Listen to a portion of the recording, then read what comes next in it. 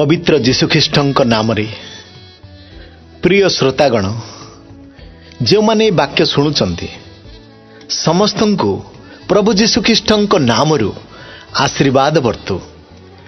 प्रिय श्रोतागण मु तिरुपति पात्र ग्राम सिमिलीगुड़ा कोरापुट जिला मु आपण मानक पई प्रेरित मानकर कार्यर विवरणी पढ़ी साहाय्य करुछि।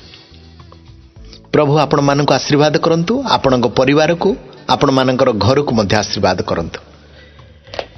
हे आम मानकर स्वर्गस्थ पिता, तुम नाम पवित्र बोली मान्य हो, तुम राज्य आसु, जेपरी स्वर्ग रे सेपरी पृथ्वी रे तुमर इच्छा सफल हो।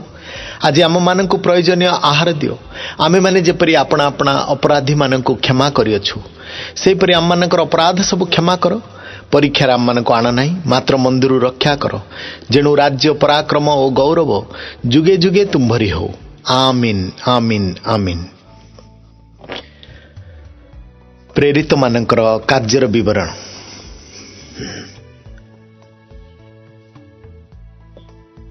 प्रेरित एक पर्व एक पद ठारू 5 पद पर्यंत पवित्र आत्मा प्रतिज्ञा।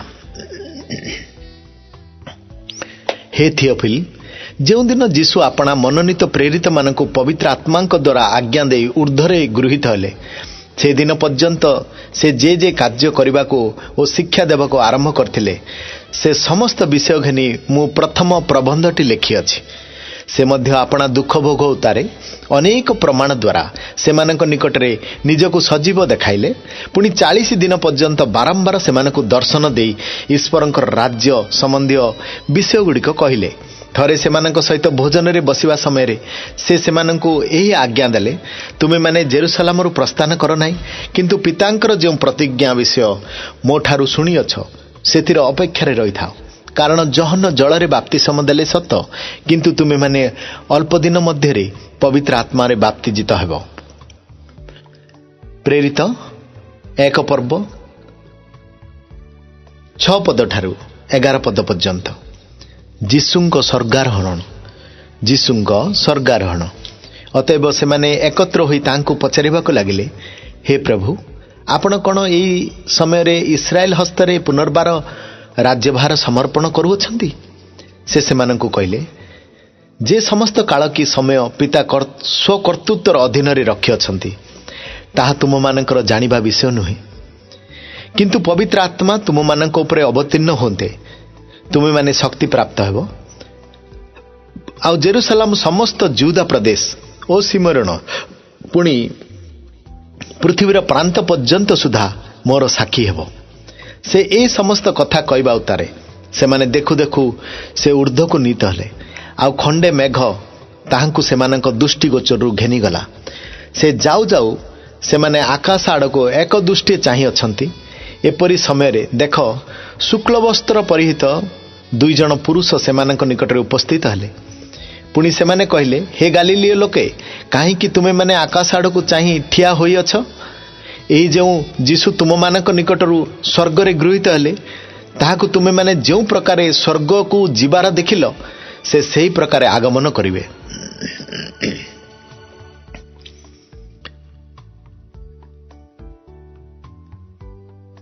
प्रेरित एक पर्व 12 पद ठारू 26 पद पर्यंत जिहुदार स्थान पूर्ण। ए उतारे से माने जीत नामक पर्वत को जेरुसलाम को बाहुड़ी आसिले।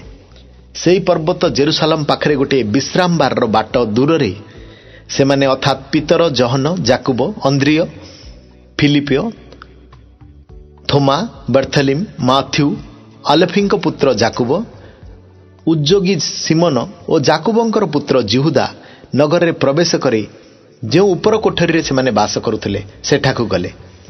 से माने समस्ते स्त्री लोक मानक सहित एवं जीशुंक माता मरियम और तांकर भाई मानकर सहित एक चित्तरे प्रार्थना रे निविष्ट होई रहिले।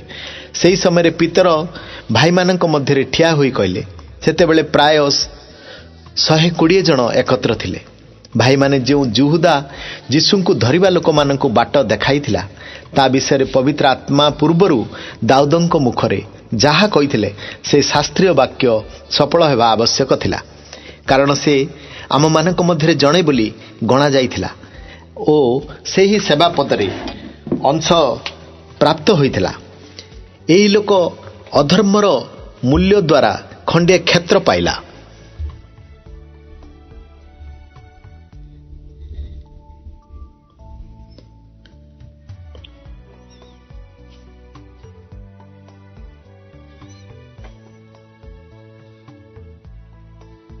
ପୁଣି ସେ ମୁଣ୍ଡ ମାଡ଼ି ହୋଇ ପଡ଼ିବାରୁ ତାହାର ପେଟ ଫାଟିଗଲା ଓ ଅନ୍ତର ବିଜୁଳି ବାହାରି ପଡ଼ିଲା। ଆଉ ଏହା ଜେରୁସାଲେମ ନିବାସୀ ସମସ୍ତେ ଜ୍ଞାତ ହେବାରୁ ସେହି କ୍ଷେତ ସେମାନଙ୍କର ନିଜ ଭାଷାରେ ହକଲଦମା ଅର୍ଥାତ୍ ରକ୍ତକ୍ଷେତ୍ର ବୋଲି ଖ୍ୟାତ ହେଲା। ଆଉ ଗୀତ ସଂଗୀତାରେ ଲେଖା ଅଛି, ତାହାର ବାସସ୍ଥାନ ଶୂନ୍ୟ ହେଉ, ସେଠାରେ କେହି ବାସ ନ କରୁ ଏବଂ ତାର ଅଧ୍ୟକ୍ଷ ପଦ ଅନ୍ୟ ଜଣେ ପ୍ରାପ୍ତ ହେଉ। ଅତଏବ ଯୋହନ ବାପ୍ତିସ୍ମ ଦେବା ସମୟଠାରୁ ଆରମ୍ଭ କରି ଆମମାନଙ୍କ ନିକଟରୁ ଉର୍ଦ୍ଧ୍ୱରେ ଗୃହୀତ ହେବା ଦିନ ପର୍ଯ୍ୟନ୍ତ ଯେତେ ସମୟ ପ୍ରଭୁ ଯୀଶୁ ଆମମାନଙ୍କ ମଧ୍ୟରେ ଗମନାଗମନ କରୁଥିଲେ, ସେତେ ସମୟ ଯେଉଁ ଲୋକମାନେ ଆମମାନଙ୍କର ସଙ୍ଗୀ ହୋଇ ଅଛନ୍ତି, ସେମାନଙ୍କ ମଧ୍ୟରୁ ଜଣେ ଆମମାନଙ୍କ ସହିତ ତାହାଙ୍କ ପୁନରୁତ୍ଥାନର ସାକ୍ଷୀ ହେବା ଆବଶ୍ୟକ। ସେଥିରେ ସେମାନେ 2 ଜଣଙ୍କୁ ଅର୍ଥାତ୍ ଯୋସେଫଙ୍କୁ, ଯାହାଙ୍କୁ ବର୍ଣ୍ଣବାବା ବୋଲି କହନ୍ତି ଓ ଯାହାଙ୍କର ଉପନାମ ଜୁସ୍ତ, ତାହାଙ୍କୁ ଓ ମାର୍ଥିଓଙ୍କୁ ପୃଥକ କରି ଏହି ପ୍ରାର୍ଥନା କଲେ, ହେ ସର୍ବଜନ୍ତୟାମୀ ପ୍ରଭୁ, ଜିହୁଦା ସ୍ୱସ୍ଥାନକୁ ଯିବା ନିମନ୍ତେ ଏହି ଯେଉଁ ସେବା ଓ ପ୍ରେରିତ ପଦରୁ ପତିତ ହୋଇଅଛନ୍ତି, ସେହି ପଦ ଗ୍ରହଣ କରିବା ପାଇଁ ଏହି 2 ଜଣଙ୍କ ମଧ୍ୟରୁ ତୁମେ କାହାକୁ ମନୋନୀତ କରିଅଛ, ତାହା ଦେଖାଇ ଦିଅ। ଆଉ ସେମାନେ ସେହି 2 ଜଣଙ୍କ ନିମନ୍ତେ ଗୁଳି ବାଣ୍ଟ କଲେ। ପୁଣି ମଥ୍ୟଙ୍କ ନାମରେ ଗୁଳି ଉଠିଲା, ସେଥିରେ ସେ 11 ପ୍ରେରିତଙ୍କ ସହିତ ଗଣିତ ହେଲେ।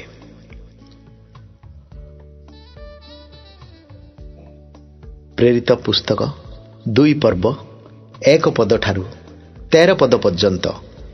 ପବିତ୍ର ଆତ୍ମାଙ୍କ ଅବତରଣ। ପେଣ୍ଟିକଷ୍ଟ ଦିବସ ଉପସ୍ଥିତ ହୁଅନ୍ତେ ସମସ୍ତେ ଏକଚିତ୍ତରେ ସମାବେତ ହେଲେ।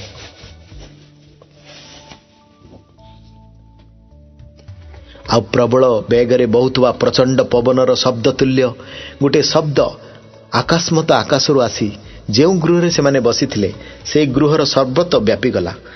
ଆଉ ଅଗ୍ନି ସଦୃଶ୍ୟ ଜିଭାଗୁଡ଼ିକ ସେମାନଙ୍କର ଦୃଷ୍ଟିଗୋଚର ହୋଇ ଗୋଟି ଗୋଟି କରି ସେମାନଙ୍କ ପ୍ରତ୍ୟେକ ଜଣଙ୍କ ଉପରେ ଅଧିଷ୍ଠିତ ହେଲା। ସେଥିରେ ସମସ୍ତେ ପବିତ୍ର ଆତ୍ମାରେ ପରିପୂର୍ଣ୍ଣ ହେଲେ। ପୁଣି ଆତ୍ମା ସେମାନଙ୍କୁ ଯେପରି କହିବାକୁ ଶକ୍ତି ଦେଲେ, ତଦନୁସାରେ ସେମାନେ ଅନ୍ୟାନ୍ୟ ଭାଷାରେ କଥା କହିବାକୁ ଲାଗିଲେ। ଏହି ସମୟରେ ଆକାଶର ନିମ୍ନସ୍ଥିତ ପ୍ରତ୍ୟେକ ଜାତିରୁ ଆଗତ ହୋଇ ଜେରୁସାଲେମରେ ବାସ କରୁଥିବା ଭକ୍ତ ଯିହୁଦୀମାନେ ସେ ପାଖରେ ଥିଲେ। ଆଉ ସେହି ଶବ୍ଦ ହୁଅନ୍ତେ ବହୁ ଜନତା ଏକତ୍ର ହୋଇ ପ୍ରତ୍ୟେକ ଜଣ ଆପଣା ଆପଣା ଭାଷାରେ ସେମାନଙ୍କୁ କଥା କହୁଥିବା ଶୁଣିବାରୁ ହତବୁଦ୍ଧି ହେଲେ। ପୁଣି ସେମାନେ ଅଚମ୍ବିତ ଓ ଚମତ୍କୃତ ହୋଇ କହିବାକୁ ଲାଗିଲେ, ଦେଖ, ଏହି ଯେଉଁ ଲୋକମାନେ କଥା କହୁଅଛନ୍ତି, ସେମାନେ କ'ଣ ଗାଲିଲିୟ ନୁହନ୍ତି? ତେବେ ଆମେମାନେ କିପରି ପ୍ରତ୍ୟେକ ଜଣ ଆପଣା ଆପଣା ଜନ୍ମଭୂମିର ଭାଷାରେ କଥା ଶୁଣୁଅଛୁ? ପାର୍ଥିୟ, ମାଦିୟ ଓ ଏଲାମିୟ, ପୁଣି ମେସୋପୋତାମିଆ, ଜିହୁଦା ଦେଶ ଓ କାପଦକିଆ ଓ ପ୍ରାନ୍ତ ଓ ଏସିଆ, ଫୁଗିଆ ଓ ଫିଲିପିଲିଆଙ୍କ ମିଶର ଓ କୁରିଣୀ ନିକଟବର୍ତ୍ତୀ ଲିବିଆ ଅଞ୍ଚଳ ନିବାସୀ ଏବଂ ରୋମରୁ ଆଗତ ଜିହୁଦୀ ଓ ଜିହୁଦାବଲମ୍ବୀ ପ୍ରବାସୀ, ପୁଣି କ୍ରିତୀୟ ଓ ଆରବୀୟ ଲୋକ ଯେ ଆମେମାନେ ଆପଣା ଆପଣା ଭାଷାରେ ଏମାନଙ୍କୁ ଈଶ୍ୱରଙ୍କର ମହତ୍ କର୍ମର କଥା କହିବା ଶୁଣୁଅଛୁ। ଆଉ ସମସ୍ତେ ଅଚମ୍ବିତ ଓ ହତବୁଦ୍ଧି ହୋଇ ପରସ୍ପର କହିବାକୁ ଲାଗିଲେ, ଏହାର ଅର୍ଥ କ'ଣ? କିନ୍ତୁ ଅନ୍ୟମାନେ ବିଦ୍ରୂପ କରି କହିଲେ, ଏମାନେ ମିଷ୍ଟ ଦ୍ରାକ୍ଷାରସରେ ମତ ହୋଇଅଛନ୍ତି। ପ୍ରେରିତ 2 ପର୍ବ 14 ପଦ ଠାରୁ 41 ପଦ ପର୍ଯ୍ୟନ୍ତ। ପିତରଙ୍କର ବକ୍ତୃତା। କିନ୍ତୁ ପିତର 11 ସହିତ ଠିଆ ହୋଇ ଉଚ୍ଚସ୍ୱରରେ ସେମାନଙ୍କ ନିକଟରେ ବକ୍ତୃତା କରି କହିଲେ, ହେ ଯିହୁଦୀ ଲୋକେ ଓ ଜେରୁସାଲେମ ନିବାସୀ ସମସ୍ତେ, ଆପଣମାନେ ଏହା ଜ୍ଞାତ ହୁଅନ୍ତୁ ଓ ମୋହର କଥାରେ କର୍ଣ୍ଣପାତ କରନ୍ତୁ। କାରଣ ଆପଣମାନେ ଯେପରି ମନେ କରୁଅଛନ୍ତି, ଏମାନେ ସେପରି ମାତାଲ ନୁହନ୍ତି, ଯେଣୁ ବର୍ତ୍ତମାନ ସମୟ ସକାଳ 9 ଘଣ୍ଟା ମାତ୍ର। କିନ୍ତୁ ଜୋଏଲ ଭାବବାଦୀଙ୍କ ଦ୍ୱାରା ଯାହା ଉକ୍ତ ଅଛି, ଏ ସେହି ଘଟଣା। ଈଶ୍ୱର କହନ୍ତି, ଶେଷ କାଳରେ ଏପରି ଘଟିବ ଯେ ଆମେ ସମସ୍ତ ମର୍ତ୍ତ୍ୟ ଉପରେ ଆପଣା ଆତ୍ମା ବୃଷ୍ଟି କରିବା। ସେଥିରେ ତୁମମାନଙ୍କର ପୁତ୍ର କନ୍ୟାମାନେ ଭାବବାଣୀ କହିବେ, ଆଉ ତୁମମାନଙ୍କର ଯୁବାମାନେ ଦର୍ଶନ ପାଇବେ। ତୁମମାନଙ୍କର ପ୍ରାଚୀନମାନେ ସ୍ୱପ୍ନ ଦେଖିବେ। ହଁ, ସେହି କାଳରେ ଆମ୍ଭେ ନିଜ ଦାସଦାସୀମାନଙ୍କ ଆପଣା ଆପଣା ଆତ୍ମା ବୃଷ୍ଟି କରିବା। ସେଥିରେ ସେମାନେ ଭାବବାଣୀ କହିବେ। ଆମେ ଊର୍ଦ୍ଧ୍ୱସ୍ଥ ଆକାଶରେ ନାନା ଅଦ୍ଭୁତ କର୍ମ, ପୁଣି ଅଧସ୍ଥ ପୃଥିବୀରେ ନାନା ଲକ୍ଷଣ, ରକ୍ତ, ଅଗ୍ନି ଓ ନିବିଡ଼ ଧୂମ ଦେଖାଇବା। ପ୍ରଭୁଙ୍କର ମହତ୍ତ୍ୱ ଓ ପ୍ରସିଦ୍ଧ ଦିନର ଆଗମନ ପୂର୍ବରେ ସୂର୍ଯ୍ୟ ଅନ୍ଧକାରମୟ ଓ ଚନ୍ଦ୍ର ରକ୍ତମୟ ହୋଇଯିବ। ଆଉ ଏପରି ଘଟିବ ଯେ କେହି ପ୍ରଭୁଙ୍କ ନାମରେ ପ୍ରାର୍ଥନା କରିବ, ସେ ପରିତ୍ରାଣ ପାଇବ। ହେ ଇସ୍ରାଏଲ ଲୋକମାନେ, ଏ ସମସ୍ତ କଥା ଶୁଣନ୍ତୁ। ନାଜରିତ ଯୀଶୁ ନାନା ଶକ୍ତିର କାର୍ଯ୍ୟ, ଅଦ୍ଭୁତ କର୍ମ ଓ ଲକ୍ଷଣ ଦ୍ୱାରା ଆପଣମାନଙ୍କ ନିକଟରେ ଈଶ୍ୱରଙ୍କ ପ୍ରେରିତ ବ୍ୟକ୍ତି ବୋଲି ପ୍ରମାଣିତ ହୋଇଅଛନ୍ତି। ତାହାଙ୍କ ଦ୍ୱାରା ଈଶ୍ୱର ଯେ ଆପଣମାନଙ୍କ ମଧ୍ୟରେ ଏ ସମସ୍ତ କର୍ମ କରିଅଛନ୍ତି, ଏହା ଆପଣମାନେ ନିଜେ ନିଜେ ଜାଣନ୍ତି। ସେହି ବ୍ୟକ୍ତି ଈଶ୍ୱରଙ୍କ ନିରୂପିତ ସଂକଳ୍ପ ଓ ପୂର୍ବ ଆଜ୍ଞାନୁସାରେ ସମର୍ପିତ ହୁଅନ୍ତେ ଆପଣମାନେ ତାହାଙ୍କୁ ଅଧାର୍ମିକମାନଙ୍କର ହସ୍ତ ଦ୍ୱାରା କ୍ରୁଶାରୋପଣ କରି ବଦ୍ଧ କରିଥିଲେ। କିନ୍ତୁ ଈଶ୍ୱର ମୃତ୍ୟୁର ବନ୍ଧନ ମୁକ୍ତ କରି ତାଙ୍କୁ ଉଠାଇଅଛନ୍ତି, କାରଣ ସେ ଯେ ମୃତ୍ୟୁ ଦ୍ୱାରା ଆବଦ୍ଧ ରହିବେ ତାହା ଅସମ୍ଭବ। ଦାଉଦ ତ ତାହାଙ୍କ ବିଷୟରେ କହନ୍ତି, ମୁଁ ସର୍ବଦା ମୋହର ସମ୍ମୁଖରେ ପ୍ରଭୁଙ୍କୁ ଦର୍ଶନ କରୁଥିଲି, କାରଣ ମୁଁ ଯେପରି ବିଚଳିତ ନ ହୁଏ, ସେଥିପାଇଁ ସେ ମୋହର ଦକ୍ଷିଣ ପାର୍ଶ୍ୱରେ ଅଛନ୍ତି। ତେଣୁ ମୋହର ହୃଦୟ ପ୍ରଫୁଲ୍ଲ ଓ ମୋର ଜିଭା ଉଲ୍ଲସିତ ହେଲା। ଆହୁରି ମୋର ଶରୀର ମଧ୍ୟ ଭରସାରେ ବାସ କରିବ, କାରଣ ତୁମେ ମୋର ପ୍ରାଣକୁ ପାତାଳରେ ପରିତ୍ୟାଗ କରିବ ନାହିଁ, କିଏ ବା ଆପଣା ଭକ୍ତଙ୍କୁ କ୍ଷୟ ପାଇବାକୁ ଦେବ ନାହିଁ। ତୁମେ ମୋତେ ଜୀବନର ପଥ ଜ୍ଞାତ କରାଇଅଛ। ତୁମ୍ଭେ ଆପଣା ଛାମୁରେ ମୋତେ ଆନନ୍ଦରେ ପୂର୍ଣ୍ଣ କରିବ। ହେ ଭାଇମାନେ, ପିତୃକୁଳ ପ୍ରତି ଦାଉଦଙ୍କ ବିଷୟରେ ମୁଁ ଆପଣମାନଙ୍କୁ ମୁକ୍ତ କଣ୍ଠରେ କହିପାରେ ଯେ ସେ ମଲେ, ପୁଣି ସମାଧିପ୍ରାପ୍ତ ହେଲେ, ଆଉ ତାହାଙ୍କ ସମାଧି ଆଜି ପର୍ଯ୍ୟନ୍ତ ଆମମାନଙ୍କ ମଧ୍ୟରେ ଅଛି। ତଥାପି ସେ ଭାବବାଦୀ ହେବାରୁ ଏବଂ ତାଙ୍କ ଔରସଜାତ ଜଣେ ବ୍ୟକ୍ତିଙ୍କି ଈଶ୍ୱର ଯେ ତାଙ୍କ ସିଂହାସନରେ ବସାଇବାକୁ ତାଙ୍କ ନିକଟରେ ଶପଥ କରି ପ୍ରତିଜ୍ଞା କରିଥିଲେ, ଏହା ଜାଣିବାରୁ ସେ ଭବିଷ୍ୟତ ଦର୍ଶନ ଦ୍ୱାରା ଖ୍ରୀଷ୍ଟଙ୍କର ପୁନରୁତ୍ଥାନ ବିଷୟରେ କହିଥିଲେ, କାରଣ ସେ ପାତାଳରେ ପରିତ୍ୟକ୍ତ ହେଲେ ନାହିଁ, କିମ୍ବା ତାଙ୍କ ଶରୀର କ୍ଷୟ ପାଇଲା ନାହିଁ। ଏହି ଯୀଶୁଙ୍କ ଈଶ୍ୱର ଉଠାଇ ଅଛନ୍ତି, ସେ ବିଷୟରେ ଆମେମାନେ ସମସ୍ତେ ସାକ୍ଷୀ। ଅତଏବ ସେ ଈଶ୍ୱରଙ୍କ ଦକ୍ଷିଣ ହସ୍ତ ଦ୍ୱାରା ଉନ୍ନତ ଓ ପିତାଙ୍କଠାରୁ ପ୍ରତିଜ୍ଞାତ ପବିତ୍ର ଆତ୍ମା ପ୍ରାପ୍ତ ହୋଇ ଏହି ଯାହା ଆପଣମାନେ ଦେଖୁଅଛନ୍ତି ଓ ଶୁଣୁଅଛନ୍ତି, ତାହା ସେ ବୃଷ୍ଟି କରିଅଛନ୍ତି।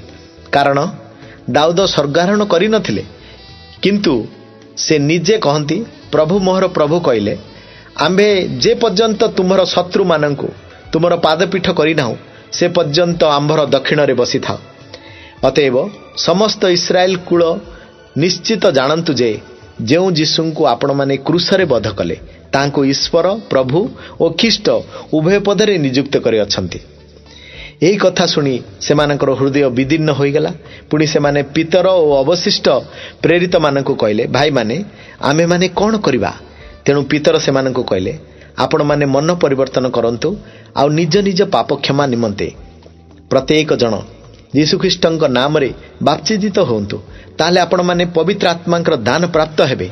କାରଣ ଏହି ପ୍ରତିଜ୍ଞା ଆପଣମାନଙ୍କ ନିମନ୍ତେ, ଆପଣମାନଙ୍କର ସନ୍ତାନ ସନ୍ତତିମାନଙ୍କ ନିମନ୍ତେ, ପୁଣି ଦୂରବର୍ତ୍ତୀ ଯେତେ ଲୋକଙ୍କୁ ପ୍ରଭୁ ଆମମାନଙ୍କର ଈଶ୍ୱର ଆପଣା ନିକଟକୁ ଡାକିବେ, ସେହି ସମସ୍ତଙ୍କ ନିମନ୍ତେ, ପୁଣି ଅନ୍ୟାନ୍ୟ ଅନେକ କଥା ଦ୍ୱାରା ସେ ସାକ୍ଷ୍ୟ ଦେବାକୁ ଲାଗିଲେ ଓ ସେମାନଙ୍କୁ ଉପଦେଶ ଦେଇ କହିଲେ, ଏହି କୁଟିଳ ବଂଶଠାରୁ ଆପଣମାନେ ରକ୍ଷା ପ୍ରାପ୍ତ ହୁଅନ୍ତୁ। ସେଥିରେ ଯେଉଁମାନେ ତାଙ୍କର ବାକ୍ୟ ଗ୍ରହଣ କଲେ, ସେମାନେ ବାପ୍ତିଜିତ ହେଲେ। ଆଉ ସେହିଦିନ ପ୍ରାୟ 300 ଲୋକ ମଣ୍ଡଳୀ ସହିତ ସଂଯୁକ୍ତ ହେଲେ। ପ୍ରେରିତ 2 ପର୍ବ 42 ପଦ ଠାରୁ 47 ପଦ ପର୍ଯ୍ୟନ୍ତ। ବିଶ୍ୱାସୀମାନଙ୍କର ସହଭାଗିତା। ସେମାନେ ପ୍ରେରିତମାନଙ୍କର ଶିକ୍ଷାରେ, ସହଭାଗିତାରେ, ରୁଟି ଭାଙ୍ଗିବାରେ ଓ ପ୍ରାର୍ଥନା କରିବାରେ ନିବିଷ୍ଟ ଚିତ୍ତ ହୋଇ ରହିଲେ। ଆଉ ଲୋକ ସମସ୍ତେ ଭୀତ ହେବାକୁ ଲାଗିଲେ। ପ୍ରେରିତମାନଙ୍କ ଦ୍ୱାରା ମଧ୍ୟ ଅନେକ ଅଦ୍ଭୁତ କର୍ମ ଓ ଲକ୍ଷଣ ସାଧିତ ହେବାକୁ ଲାଗିଲା। ମାତ୍ର ଯେଉଁମାନେ ବିଶ୍ୱାସ କଲେ, ସେମାନେ ସମସ୍ତେ ଏକତ୍ର ରହି ସବୁ ପଦାର୍ଥ ସାଧାରଣ ସମ୍ପତ୍ତି ବୋଲି ଜ୍ଞାନ କରୁଥିଲେ। पुणी से माने आपणा आपणा स्थावर अस्तावर संपत्ति विक्रय करी जार जेपरी आयोजन से अनुसार समस्त को बांटी देवाकू लगिले। आने एकचित्त हो प्रतिदिन मंदिर रे समवेत हो रोते और घरे घरे रोटी भांगी आनंदरे और सरल हृदय भोजन पान करी ईश्वरंकर प्रशंसा करुले एवं समस्त लोकंकर प्रिय पात्र होउथिले। पुणी प्रभु परित्राण प्राप्त हेउथबा लोकंकु प्रतिदिन मंडली सहित संयुक्त करने लगिले।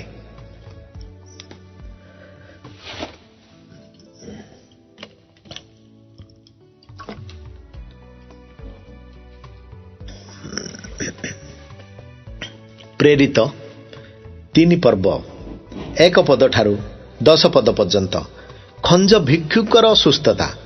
खंज भिक्षुकर सुस्थता। दिने प्रार्थनार निर्दिष्ट समय अर्थात अपराह्न 3 घंटा बेले पितर और जहन मंदिर को जाउथले। एपरी समय मातृगर्भरु खंज जड़े लोक बुआ हो जाउथला। मंदिर रे प्रवेश करथुवा लोक मानक ठारू भिक्षा मागिबा निमंते लोके ताकू प्रतिदिन सेथिर सुंदर नामक द्वार रे रखी देउथले। से पितर और जहन को मंदिर रे प्रवेश करने को उद्यत देखि भिक्षा मागिबाकू लागिला। पितर और जहन ता प्रति स्थिर दृष्टि चाहिए। पुणी पितर कहले आम मानक आड़कू चाह। सेतिरे से सेमानकू किछि पाइबा आशारे सेमानक आड़कू चाहि रहिला। किंतु पितर कहले रूपा कि सुना मोहर नाही, मात्र मोर जाहा अछि ताहा मु तुमको देउअछि। नाजरित यीशु ख्रीष्टଙ୍କ नाम रे चल। पुणी से तार डाहण हाथ धरी ताकू उठाइले। सेतिरे तत्क्षण तार पाद और गोड़र गंठी सबू बल पाइला। आउ से कुदा मारी ठिया हला। पुणी चालिबाकू लागिला। आउ से चालू चालू कुदा मारू मारू पुणी ईश्वरंकर प्रशंसा करू करू सेमानंक सहित मंदिर रे प्रवेश कला। सेतिरे लोक समस्ते ताहांकू चालिबा और ईश्वरंकर प्रशंसा करिबा देखिले। आउ जेउ जनक मंदिर रे सुंदर द्वार निकट रे बसी भिक्षा करूथला से सही लोक बोली से माने चिन्हिले। पुणी ता प्रति जहा घटिथिला ताहा देखि से माने अतिशय विस्मयपन्न और आचंबित होई गले। प्रेरित 3 पर्व 11 पद ठारू 26 पद पर्यंत। सलोमनंक मंडपरे प्रेरितंक पितरंक प्रचार। सलोमनंक मंडपरे पितरंकर प्रचार। से पितर और जहन को धरी रही समय रे लोक समस्ते अतिशय विस्मयपन्न होई सलोमनंक मंडपरे सेमानंक निकट को एकत्र दौड़ी आसिले। पितर तांकु देखि लोक मानंकु उत्तर देले, हे इस्राएल लोक माने आपण माने काहेकि एही लोक विषय चमकृत होउछंती? किंबा आमे माने जेपरी निज शक्ति अबा शक्ति बलरे एहाकू चालिबा शक्ति देइअछु ता भाबी आम मानक प्रति काहेकि एक दृष्टि चाहुअछंती? अब्राहम जिसाक और जाकुबंकर ईश्वर आम मानकर पितृपुरुषंकर ईश्वर आपण दास जीशुंकु गौरवान्वित करिअछंती। सेई जीशुंकु आपण माने समर्पण कले। पुणी जेतेबेले पिलात ताहांकु मुक्त करबाकू मनस्थ करथिले सेतेबेले ताहांकु आपण माने ताहांको साक्षात रे अस्वीकार कले। आपण माने से पवित्र और धार्मिक व्यक्ति की अस्वीकार कले। आउ जने नरघातक जेपरी आपण मानक निमंते मुक्त करा जाए यह प्रार्थना कले। किंतु जीवनर कर्ता को बद्ध कले। ताको ईश्वर मृत मानक मध्य उठाई अछंती। आमे माने सेथिर साक्षी। पुणी ताहार को नाम रे विश्वास करिवारु एई जो लोकन को आपण माने देखुछंती और जानी अछंती ताकू एहाकू ताहांक नाम बलवान करिअछि। हाँ, ताहांक द्वारा दत्त विश्वास आपण समस्त साक्षात याकू संपूर्ण स्वास्थ्य दान करिअछि। आउ एबे हे भाई माने आपण मानकर अध्यक्ष माने जेपरी आपण माने मध्य सेपरी अना अज्ञानता हेतु यह करिअछंती बोली मु जाने। किंतु ईश्वर आपणा ख्रीष्टंक दुख भोग विषय समस्त भाववादी मुख द्वारा जहा जहा पूर्वरु प्रचार करथिले सेही सबु से एही प्रकार सफल करिअछंती। अतएव जेपरी आपण मानकर पाप मोचन होई पारे एथि निमंते मन परिवर्तन करी फेरी आसंतु। ताहेले प्रभुंको छामुरु सांत्वनार समय उपस्थित हबो। पुणी आपण मानक निमंते पूर्व निरूपित ख्रीष्टंको अर्थात जीशुंकु से प्रेरण करिवे। समस्त विषय पुनर्स्थापनर जो समयर कथा अति प्राचीन कालरू ईश्वर अपना पवित्र भाववादी मानक मुख द्वारा कहिअछंती ସେହି ସମୟ ଉପସ୍ଥିତ ନ ହେବା ପର୍ଯ୍ୟନ୍ତ ତାଙ୍କୁ ନିଶ୍ଚୟ ସ୍ୱର୍ଗରେ ଗୃହୀତ ହେବାକୁ ହେବ। ମୂଷା ତ କହିଥିଲେ, ପ୍ରଭୁ ଈଶ୍ୱର ତୁମମାନଙ୍କର ଭାତୃଗଣ ମଧ୍ୟରୁ ତୁମମାନଙ୍କ ନିମନ୍ତେ ମୋହର ସଦୃଶ୍ୟ ଜଣେ ଭାବବାଦୀଙ୍କୁ ଉତ୍ପନ୍ନ କରିବେ। ଯେଉଁ ଯେଉଁ ବିଷୟରେ ସେ ତୁମମାନଙ୍କୁ କହିବେ, ସେହି ସବୁ ବିଷୟରେ ତୁମମାନଙ୍କର ତାହାଙ୍କ କଥା ଶୁଣିବ। କିନ୍ତୁ ଏପରି ଘଟିବ ଯେ ଯେଉଁ ପ୍ରାଣୀ ସେ ଭାବବାଦୀଙ୍କର କଥା ଶୁଣିବ ନାହିଁ, ସେ ଲୋକମାନଙ୍କ ମଧ୍ୟରୁ ଉଚ୍ଛିନ୍ନ ହେବ। ହଁ, ସାମୁଏଲ ଓ ତାଙ୍କ ପରବର୍ତ୍ତୀ ସମୟଠାରୁ ଯେତେ ଭାବବାଦୀ କଥା କହିଅଛନ୍ତି, ସେମାନେ ସମସ୍ତେ ମଧ୍ୟ ଏହି କାଳର ବିଷୟ ପ୍ରଚାର କରିଅଛନ୍ତି। ଆପଣମାନେ ସେହି ଭାବବାଦୀମାନଙ୍କର ସନ୍ତାନ, ପୁଣି ତୁମର ବଂଶ ଦ୍ୱାରା ପୃଥିବୀର ସମସ୍ତ ଗୋଷ୍ଠୀ ଆଶୀର୍ବାଦ ପ୍ରାପ୍ତ ହେବେ। ଏହି ବାକ୍ୟ ଈଶ୍ୱର ଆବ୍ରାହମକୁ କହି ଆପଣମାନଙ୍କ ପିତୃପୁରୁଷମାନଙ୍କ ସହିତ ଯେଉଁ ନିୟମ ସ୍ଥାପନ କରିଥିଲେ, ଆପଣମାନେ ସେହି ନିୟମର ସନ୍ତାନ ଅଟନ୍ତି। ଈଶ୍ୱର ପ୍ରଥମେ ଆପଣମାନଙ୍କ ନିମନ୍ତେ ଆପଣ ସେହି ଦାସଙ୍କୁ ଉତ୍ପନ୍ନ କରି ପ୍ରେରଣ କଲେ, ଯେପରି ସେ ଆପଣମାନଙ୍କର ପ୍ରତ୍ୟେକ ଜଣକୁ ନିଜ ନିଜ ଦୁଷ୍ଟତାରୁ ଫେରାଇ ଆଶୀର୍ବାଦ କରନ୍ତି। ପ୍ରେରିତ 4 ପର୍ବ 1 ପଦଠାରୁ 22 ପଦ ପର୍ଯ୍ୟନ୍ତ। ଯିହୁଦୀ ମହାସଭାରେ ପିତର ଓ ଜହନ। ଯିହୁଦୀ ମହାସଭାରେ ପିତର ଓ ଜହନ ସେମାନେ ଲୋକମାନଙ୍କ ନିକଟରେ କଥା କହୁଥିବା ସମୟରେ ଯାଜକମାନେ, ମନ୍ଦିରର ସେନାପତି ଓ ସାଧୁକୀମାନେ ସେମାନଙ୍କ ନିକଟରେ ଉପସ୍ଥିତ ହେଲେ। ସେମାନେ ବିରକ୍ତ ହୋଇଥିଲେ, କାରଣ ପ୍ରେରିତମାନେ ଲୋକମାନଙ୍କୁ ଶିକ୍ଷା ଦେଉଥିଲେ ଓ ଯୀଶୁଙ୍କ କଥା ଧରି ମୃତମାନଙ୍କ ମଧ୍ୟରୁ ପୁନରୁତ୍ଥାନ ବିଷୟ ପ୍ରଚାର କରୁଥିଲେ। ପୁଣି ସେମାନେ ସେମାନଙ୍କୁ ଧରି ପରଦିନ ପର୍ଯ୍ୟନ୍ତ କାରାଗାରରେ ରଖିଲେ, କାରଣ ସେତେବେଳେ ସନ୍ଧ୍ୟା ହୋଇଥିଲା। ତଥାପି ବାକ୍ୟ ଶୁଣିବା ଲୋକମାନଙ୍କ ମଧ୍ୟରୁ ଅନେକ ବିଶ୍ୱାସ କଲେ, ଆଉ ପୁରୁଷମାନଙ୍କର ସଂଖ୍ୟା ପ୍ରାୟ 500 ଥିଲା। ପରଦିନ ଲୋକମାନଙ୍କର ଅଧ୍ୟକ୍ଷ, ପ୍ରାଚୀନ ଓ ଶାସ୍ତ୍ରୀମାନେ ଜେରୁସାଲାମରେ ଏକତ୍ରିତ ହେଲେ। ସେଠାରେ ମହାଯାଜକ ହାନାନ, କାୟାଫା, ଯୋହନ, ଆଲେକଜାଣ୍ଡାର, ପୁଣି ମହାଯାଜକୀୟ ବଂଶର ସମସ୍ତ ଲୋକ ଉପସ୍ଥିତ ଥିଲେ। ସେମାନେ ପ୍ରେରିତମାନଙ୍କୁ ମଧ୍ୟସ୍ଥାନରେ ଠିଆ କରାଇ ପଚାରିବାକୁ ଲାଗିଲେ, କି ଶକ୍ତିରେ ବା କେଉଁ ନାମରେ ତୁମେମାନେ ଏହା କରିଅଛ? ସେଥିରେ ପିତର ପବିତ୍ର ଆତ୍ମାରେ ପୂର୍ଣ୍ଣ ହୋଇ ସେମାନଙ୍କୁ କହିଲେ, ହେ ଲୋକମାନଙ୍କର ଅଧ୍ୟକ୍ଷ ଓ ପ୍ରାଚୀନମାନେ, ଆଜି ଯଦି ଜଣେ ରୋଗୀ ପ୍ରତି କରାଯାଇଥିବା ଉତ୍ତମ କାର୍ଯ୍ୟ ବିଷୟରେ ଆମ୍ଭମାନଙ୍କୁ ପଚରାଯାଏ ଯେ ଏହି ଲୋକ କି ଉପାୟରେ ସୁସ୍ଥ ହୋଇଅଛି, ତାହେଲେ ଆପଣମାନେ ସମସ୍ତ ଇସ୍ରାଏଲ ଲୋକ ଜ୍ଞାତ ହୁଅନ୍ତୁ, ଯେଉଁ ନାଜରିତ ଯୀଶୁ ଖ୍ରୀଷ୍ଟଙ୍କୁ ଆପଣମାନେ କ୍ରୁଶରେ ବଦ୍ଧ କରିଅଛନ୍ତି, ଯାହାକୁ ଈଶ୍ୱର ମୃତମାନଙ୍କ ମଧ୍ୟରୁ ଉଠାଇଅଛନ୍ତି, ତାହାଙ୍କ ନାମରେ, ହଁ ତାହାଙ୍କ ଦ୍ୱାରା ହିଁ ଏହି ଲୋକଟି ସୁସ୍ଥ ହୋଇ ଆପଣମାନଙ୍କ ସାକ୍ଷାତରେ ଠିଆ ହୋଇଅଛି। ଗୃହ ନିର୍ମାଣକାରୀ ଯେ ଆପଣମାନଙ୍କ ଦ୍ୱାରା ଯେଉଁ ପସ୍ତର ଅବଜ୍ଞାତ ହୋଇଥିଲା, କିନ୍ତୁ ଯାହା କୋଣର ପ୍ରଧାନ ପସ୍ତର ହେଲା, ସେ ସେହି ପସ୍ତର। ତାହାଙ୍କ ଛଡ଼ା ଆଉ କାହାଠାରେ ପରିତ୍ରାଣ ନାହିଁ, କାରଣ ଯାହାଦ୍ୱାରା ଆମମାନଙ୍କୁ ପରିତ୍ରାଣ ପାଇବାକୁ ହେବ, ଆକାଶ ତଳେ ମନୁଷ୍ୟମାନଙ୍କ ମଧ୍ୟରେ ଆଉ କୌଣସି ନାମ ଦିଆଯାଇ ନାହିଁ। ସେମାନେ ପିତର ଓ ଜହନ ସାହସ ଦେଖି ଏବଂ ସେମାନେ ଯେ ଅଶିକ୍ଷିତ ଓ ଅଜ୍ଞାନ ଲୋକ, ଏହା ବୁଝି ଚମକୃତ ହେଲେ। ପୁଣି ସେମାନେ ଯୀଶୁଙ୍କ ସାଙ୍ଗରେ ଥିଲେ ବୋଲି ସେମାନଙ୍କୁ ଚିହ୍ନିଲେ, ଆଉ ସେ ସୁସ୍ଥ ହୋଇଥିବା ଲୋକଟି ସେମାନଙ୍କ ସାଙ୍ଗରେ ଠିଆ ହୋଇଥିବାର ଦେଖି ବିରୁଦ୍ଧରେ କିଛି କହିପାରିଲେ ନାହିଁ। ପରେ ସେମାନଙ୍କ ସଭାରୁ ବାହାରି ଯିବାକୁ ଆଜ୍ଞା ଦେଇ ସେମାନେ ପରସ୍ପର ମଧ୍ୟରେ ପରାମର୍ଶ କରି କହିବାକୁ ଲାଗିଲେ, ଏ ଲୋକଗୁଡ଼ାକ ପ୍ରତି କ'ଣ କରିବା? କାରଣ ଏମାନଙ୍କ ଦ୍ୱାରା ଯେ ଗୋଟିଏ ମହା ଆଶ୍ଚର୍ଯ୍ୟ ସାଧିତ ହୋଇଅଛି, ଏହା ଜେରୁସାଲାମ ନିବାସୀ ସମସ୍ତଙ୍କ ନିକଟରେ ପ୍ରକାଶିତ ହୋଇଅଛି, ଆଉ ଆମ୍ଭେମାନେ ତାହା ଅସ୍ୱୀକାର କରି ନ ପାରୁ। କିନ୍ତୁ କଥାଟା ଯେପରି ଲୋକମାନଙ୍କ ମଧ୍ୟରେ ଆହୁରି ଅଧିକ ବ୍ୟାପି ନଯାଏ, ଏଥିପାଇଁ ଏହି ନାମରେ କୌଣସି ଲୋକକୁ ଆଉ କିଛି ନ କହିବାକୁ ସେମାନଙ୍କୁ ଭୟ ଦେଖାଇବା। ପରେ ସେମାନଙ୍କୁ ଡାକି ଯୀଶୁଙ୍କ ନାମରେ ଆଦୌ କଥା ନ କହିବାକୁ ବା ଶିକ୍ଷା ନ ଦେବାକୁ ଦୃଢ଼ ରୂପେ ଆଜ୍ଞା ଦେଲେ। କିନ୍ତୁ ପିତର ଓ ଜହନ ସେମାନଙ୍କୁ ଉତ୍ତର ଦେଲେ, ଈଶ୍ୱରଙ୍କ କଥା ଶୁଣିବା ଅପେକ୍ଷା ଆପଣମାନଙ୍କ କଥା ଶୁଣିବା ଈଶ୍ୱରଙ୍କ ଦୃଷ୍ଟିରେ ଯଥାର୍ଥ କି ନା, ତାହା ଆପଣମାନେ ବିଚାର କରନ୍ତୁ। କାରଣ ଆମ୍ଭେମାନେ ଯାହା ଯାହା ଦେଖିଅଛୁ ଓ ଶୁଣିଅଛୁ, ସେହି ସବୁ ନ କହି ରହି ନ ପାରୁ। ସେଥିରେ ସେମାନେ ଲୋକମାନଙ୍କର ହେତୁ ସେମାନଙ୍କୁ ଦଣ୍ଡ ଦେବାର କୌଣସି ବାଟ ନ ପାଇବାରୁ ସେମାନଙ୍କୁ ଅଧିକ ଭୟ ଦେଖାଇ ଛାଡ଼ିଦେଲେ।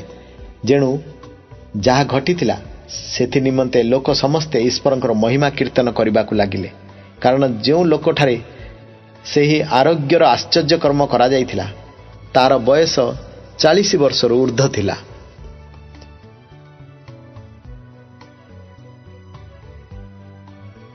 ପ୍ରେରିତ 4 ପର୍ବ 23 ପଦଠାରୁ 37 ପଦ ପର୍ଯ୍ୟନ୍ତ। ନିର୍ଭୀକତା ନିମନ୍ତେ ପ୍ରେରିତଙ୍କ ପ୍ରାର୍ଥନା। ନିର୍ଭୀକତା ନିମନ୍ତେ ପ୍ରେରିତଙ୍କ ପ୍ରାର୍ଥନା। ସେମାନେ ମୁକ୍ତ ହୋଇ ଆପଣା ସଙ୍ଗୀମାନଙ୍କ ନିକଟକୁ ଗଲେ ଏବଂ ପ୍ରଧାନ ଯାଜକ ଓ ପ୍ରାଚୀନମାନେ ସେମାନଙ୍କୁ ଯାହା ଯାହା କହିଥିଲେ ସେସବୁ ଜଣାଇଲେ। ସେମାନେ ତାହା ଶୁଣି ଏକ ଚିତ୍ତରେ ଈଶ୍ୱରଙ୍କ ନିକଟରେ ଉଚ୍ଚ ସ୍ୱରରେ ପ୍ରାର୍ଥନା କରି କହିଲେ, ହେ ପ୍ରଭୁ, ତୁମେ ଆକାଶ ଓ ପୃଥିବୀ, ସମୁଦ୍ର ଏବଂ ସେ ସବୁ ମଧ୍ୟରେ ଥିବା ସମସ୍ତ ବିଷୟ ସୃଷ୍ଟି କରିଅଛ। ତୁମେ ଆପଣା ଦାସ ଆମ୍ଭମାନଙ୍କର ପିତା ଦାଉଦଙ୍କ ମୁଖ ଦେଇ ପବିତ୍ର ଆତ୍ମାଙ୍କ ଦ୍ୱାରା ଏହି କଥା କହିଅଛ। ବେଜାତିମାନେ କାହିଁକି କଳହ କଲେ ଆଉ ଲୋକମାନେ କାହିଁକି ଅନର୍ଥକ ବିଷୟ କଳ୍ପନା କଲେ? ପ୍ରଭୁଙ୍କ ବିରୁଦ୍ଧରେ ଓ ତାଙ୍କ ଅଭିଷିକ୍ତଙ୍କ ବିରୁଦ୍ଧରେ ପୃଥିବୀର ରାଜାମାନେ ଠିଆ ହେଲେ, ପୁଣି ଶାସନକର୍ତ୍ତାମାନେ ଏକତ୍ର ହେଲେ। କାରଣ ତୁମ୍ଭର ଯେଉଁ ପବିତ୍ର ଦାସ ଯୀଶୁଙ୍କୁ ତୁମେ ଅଭିଷିକ୍ତ କଲ, ପ୍ରକୃତରେ ତାହାଙ୍କ ବିରୁଦ୍ଧରେ ହରଦ ଏବଂ ପାନ୍ତିଓ ପିଲାତ ଉଭୟ ବେଜାତି ଓ ଇସ୍ରାଏଲ ଲୋକମାନଙ୍କ ସହିତ ଏହି ନଗରରେ ତୁମର ହସ୍ତ ଓ ତୁମର ସଂକଳ୍ପ ଦ୍ୱାରା ଯେ ସମସ୍ତ ବିଷୟ ଘଟିବ ବୋଲି ପୂର୍ବରୁ ନିରୂପିତ ହୋଇଥିଲା, ତାହା କରିବାକୁ ଏକତ୍ର ହେଲେ। ଆଉ ଏବେ ହେ ପ୍ରଭୁ, ସେମାନଙ୍କ ତର୍ଜନ ଗର୍ଜନ ପ୍ରତି ଦୃଷ୍ଟିପାତ କର। ପୁଣି ତୁମ୍ଭର ଦାସମାନଙ୍କୁ ପୂର୍ଣ୍ଣ ସାହସ ସହ ତୁମର ବାକ୍ୟ କହିବାକୁ ଶକ୍ତି ଦିଅ। ଆଉ ସେଥି ସଙ୍ଗେ ସଙ୍ଗେ ତୁମର ପବିତ୍ର ଦାସ ଯୀଶୁଙ୍କ ନାମରେ ଆରୋଗ୍ୟ କରିବା ନିମନ୍ତେ ଏବଂ ଲକ୍ଷଣ ଓ ଅଦ୍ଭୁତ କର୍ମମାନ ସାଧନ କରିବା ପାଇଁ ତୁମ୍ଭର ହସ୍ତ ବିସ୍ତାର କର। ସେମାନେ ପ୍ରାର୍ଥନା କଲା ଉତ୍ତାରେ ଯେଉଁ ସ୍ଥାନରେ ଏକତ୍ର ହୋଇଥିଲେ ତାହା କମ୍ପି ଉଠିଲା। ପୁଣି ସମସ୍ତ ପବିତ୍ର ଆତ୍ମାରେ ପରିପୂର୍ଣ୍ଣ ହୋଇ ସାହସରେ ଈଶ୍ୱରଙ୍କର ବାକ୍ୟ କହିବାକୁ ଲାଗିଲେ। ପ୍ରେରିତ 4 ପର୍ବ 32 ପଦଠାରୁ 37 ପଦ। ବିଶ୍ୱାସୀମାନେ ସମ୍ପତ୍ତିରେ ସମାନ ଅଂଶୀଦାର। ବିଶ୍ୱାସୀମାନେ ସମ୍ପତ୍ତିରେ ସମାନ ଅଂଶୀଦାର। ବିଶ୍ୱାସକାରୀ ଲୋକସମୂହ ଏକଚିତ୍ତ ଓ ଏକ ପ୍ରାଣ ଥିଲେ। ସେମାନଙ୍କ ମଧ୍ୟରୁ କେହି ହେଲେ ଆପଣା ସମ୍ପତ୍ତି ମଧ୍ୟରୁ କିଛି ନିଜର ବୋଲି କହୁନଥିଲେ, କିନ୍ତୁ ସେମାନଙ୍କର ସମସ୍ତ ବିଷୟ ସାଧାରଣ ଥିଲା। ପ୍ରେରିତମାନେ ମହାଶକ୍ତି ସହିତ ପ୍ରଭୁ ଯୀଶୁଙ୍କ ପୁନରୁତ୍ଥାନ ବିଷୟରେ ସାକ୍ଷ୍ୟ ଦେବାକୁ ଲାଗିଲେ। ପୁଣି ସମସ୍ତଙ୍କ ଉପରେ ମହା ଅନୁଗ୍ରହ ଥିଲା, ଯେଣୁ ସେମାନଙ୍କ ମଧ୍ୟରେ କାହାରି କୌଣସି ଅଭାବ ନଥିଲା। କାରଣ ଯେତେ ଲୋକଙ୍କର ଭୂମି ବା ଗୃହ ଥିଲା, ସେମାନେ ତାହା ବିକ୍ରୟ କରି ବିକ୍ରିତ ସମ୍ପତ୍ତିର ମୂଲ୍ୟ ଆଣି ପ୍ରେରିତମାନଙ୍କର ପାଦ ତଳେ ଥେଉଥିଲେ। ଆଉ ପ୍ରତ୍ୟେକ ଜଣକୁ ତାହାର ଅଭାବ ଅନୁସାରେ ବିତରଣ କରାଯାଉଥିଲା। ପୁଣି ଯୋସେଫ, ଯେ ଲେବି ବଂଶଜାତ ଜଣେ କୁପ୍ରିୟା ଜାତିର ଲୋକ, ଯାହାଙ୍କୁ ପ୍ରେରିତମାନେ ବର୍ଣ୍ଣବାବା ବୋଲି ଉପନାମ ଦେଇଥିଲେ, ଅନୁବାଦ କଲେ, ଏହାର ଅର୍ଥ ସାନ୍ତନାର ପୁତ୍ର। ତାହାଙ୍କ ଖଣ୍ଡେ କ୍ଷେତ ଥିଲା। ସେ ତାହା ବିକ୍ରୟ କରି ସେଥିର ଟଙ୍କା ଆଣି ପ୍ରେରିତମାନଙ୍କର ପାଦ ତଳେ ଥୋଇଲେ। ପ୍ରେରିତ 5 ପର୍ବ 1 ପଦଠାରୁ 11 ପଦ ପର୍ଯ୍ୟନ୍ତ। ହନନୀୟ ଓ ସଫିରା। ହନନୀୟ ଓ ସଫିରା।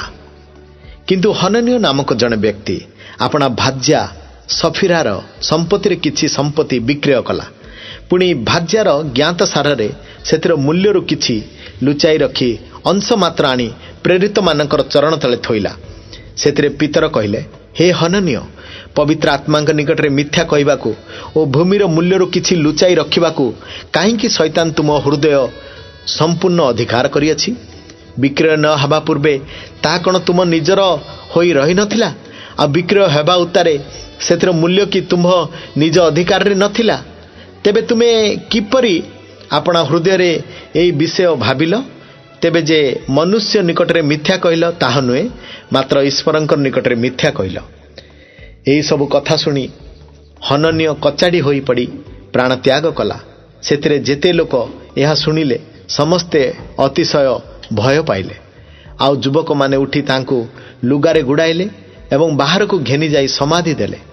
ପ୍ରାୟ 3 ଘଣ୍ଟା ପରେ ତାହାର ଭାର୍ଯ୍ୟା ଆସିଲା, କିନ୍ତୁ କ'ଣ ଘଟିଅଛି ତାହା ସେ ଜାଣିନଥିଲା। ଆଉ ପିତର ଯାହାକୁ ଉତ୍ତର ଦେଲେ, କୁହ ତ ତୁମେମାନେ କ'ଣ ଏତିକି ଟଙ୍କାରେ ଭୂମି ବିକ୍ରୟ କଲ? ସେ କହିଲା, ହଁ ସେତିକିରେ। ସେଥିରେ ପିତର ତାହାଙ୍କୁ କହିଲେ, ପ୍ରଭୁଙ୍କ ଆତ୍ମାଙ୍କୁ ପରୀକ୍ଷା କରିବା ନିମନ୍ତେ ତୁମେମାନେ କାହିଁକି ଏକ ପରାମର୍ଶ ଦେଲ? ଦେଖ, ଯେଉଁମାନେ ତୁମ୍ଭ ସ୍ୱାମୀକୁ ସମାଧି ଦେଇ ଅଛନ୍ତି ସେମାନେ ଦ୍ୱାର ପାଖରେ ଉପସ୍ଥିତ ହେଲେଣି, ଆଉ ସେମାନେ ତୁମ୍ଭକୁ ବାହାରକୁ ବହି ନେଇଯିବେ। ତତ୍କ୍ଷଣାତ୍ ସେ ତାହାଙ୍କ ପାଦ ତଳେ କଚାଡ଼ି ହୋଇ ପଡ଼ି ପ୍ରାଣତ୍ୟାଗ କଲା। ପୁଣି ଯୁବକମାନେ ଭିତରକୁ ଆସି ତାହାକୁ ମୃତ ଦେଖି ବାହାରକୁ ବହି ନେଇଗଲେ ଏବଂ ତାହାର ସ୍ୱାମୀ ପାଖରେ ତାହାକୁ ସମାଧି ଦେଲେ। ସେଥିରେ ସମୁଦାୟ ମଣ୍ଡଳୀ ଓ ଯେତେ ଲୋକ ଏସବୁ ବିଷୟ ଶୁଣିଲେ ସେମାନେ ସମସ୍ତେ ଅତିଶୟ ଭୟ ପାଇଲେ। ପ୍ରେରିତ 5 ପର୍ବ 12 ପଦ ଠାରୁ 16 ପଦ ପର୍ଯ୍ୟନ୍ତ। ଆଲୌକିକ ଆଶ୍ଚର୍ଯ୍ୟ କର୍ମ। ଆଲୌକିକ ଆଶ୍ଚର୍ଯ୍ୟ କର୍ମ। ପ୍ରେରିତମାନଙ୍କ ହସ୍ତ ଦ୍ୱାରା ଲୋକମାନଙ୍କ ମଧ୍ୟରେ ଅନେକ ଅନେକ ଲକ୍ଷଣ ଅଦ୍ଭୁତ କର୍ମ ସାଧିତ ହେବାରୁ ଲାଗିଲା। ଆଉ ସମସ୍ତ ମଣ୍ଡଳୀ ଏକ ଚିତ୍ତରେ ସଲୋମନଙ୍କ ମଣ୍ଡପରେ ଉପସ୍ଥିତ ହୋଇଥିଲେ। କିନ୍ତୁ ଅନ୍ୟ ଲୋକମାନଙ୍କ ମଧ୍ୟରୁ କେହି ସେମାନଙ୍କ ସହିତ ଯୋଗ ଦେବାକୁ ସାହସ କରୁନଥିଲେ। ତଥାପି ଲୋକମାନେ ସେମାନଙ୍କ ପ୍ରଶଂସା କରୁଥିଲେ। ପୁଣି ଆହୁରି ଅଧିକ ଅନେକ ପୁରୁଷ ଓ ସ୍ତ୍ରୀ ବିଶ୍ୱାସ କରି ପ୍ରଭୁଙ୍କ ସହିତ ସଂଯୁକ୍ତ ହେବାକୁ ଲାଗିଲେ। ଏପରିକି ପିତର ଆସିବା ସମୟରେ ଅନ୍ତତଃ ତାଙ୍କ ଛାୟା ଯେପରି ରୋଗୀମାନଙ୍କ ମଧ୍ୟରୁ କାହାରି ଉପରେ ପଡ଼େ, ଏଥି ନିମନ୍ତେ ଲୋକମାନେ ସେମାନଙ୍କୁ ଦାଣ୍ଡକୁ ବୋହି ନେଇ ଆସି ସେଜ ଓ ଖଟିଆରେ ରଖିଦେଉଥିଲେ। ଜେରୁସାଲାମର ଚତୁର୍ଦିଗସ୍ଥ ନଗର ସମୂହର ଲୋକ ସମୂହ ମଧ୍ୟ ରୋଗୀମାନଙ୍କୁ ଓ ଅଶୁଚି ଆତ୍ମା ଦ୍ୱାରା ଆକ୍ରାନ୍ତ ଲୋକମାନଙ୍କୁ ଆଣି ଏକତ୍ର ହେଉଥିଲେ, ଆଉ ସେମାନେ ସମସ୍ତେ ସୁସ୍ଥ ହେଲେ। ପ୍ରେରିତ 5 ପର୍ବ 17 ପଦ ଠାରୁ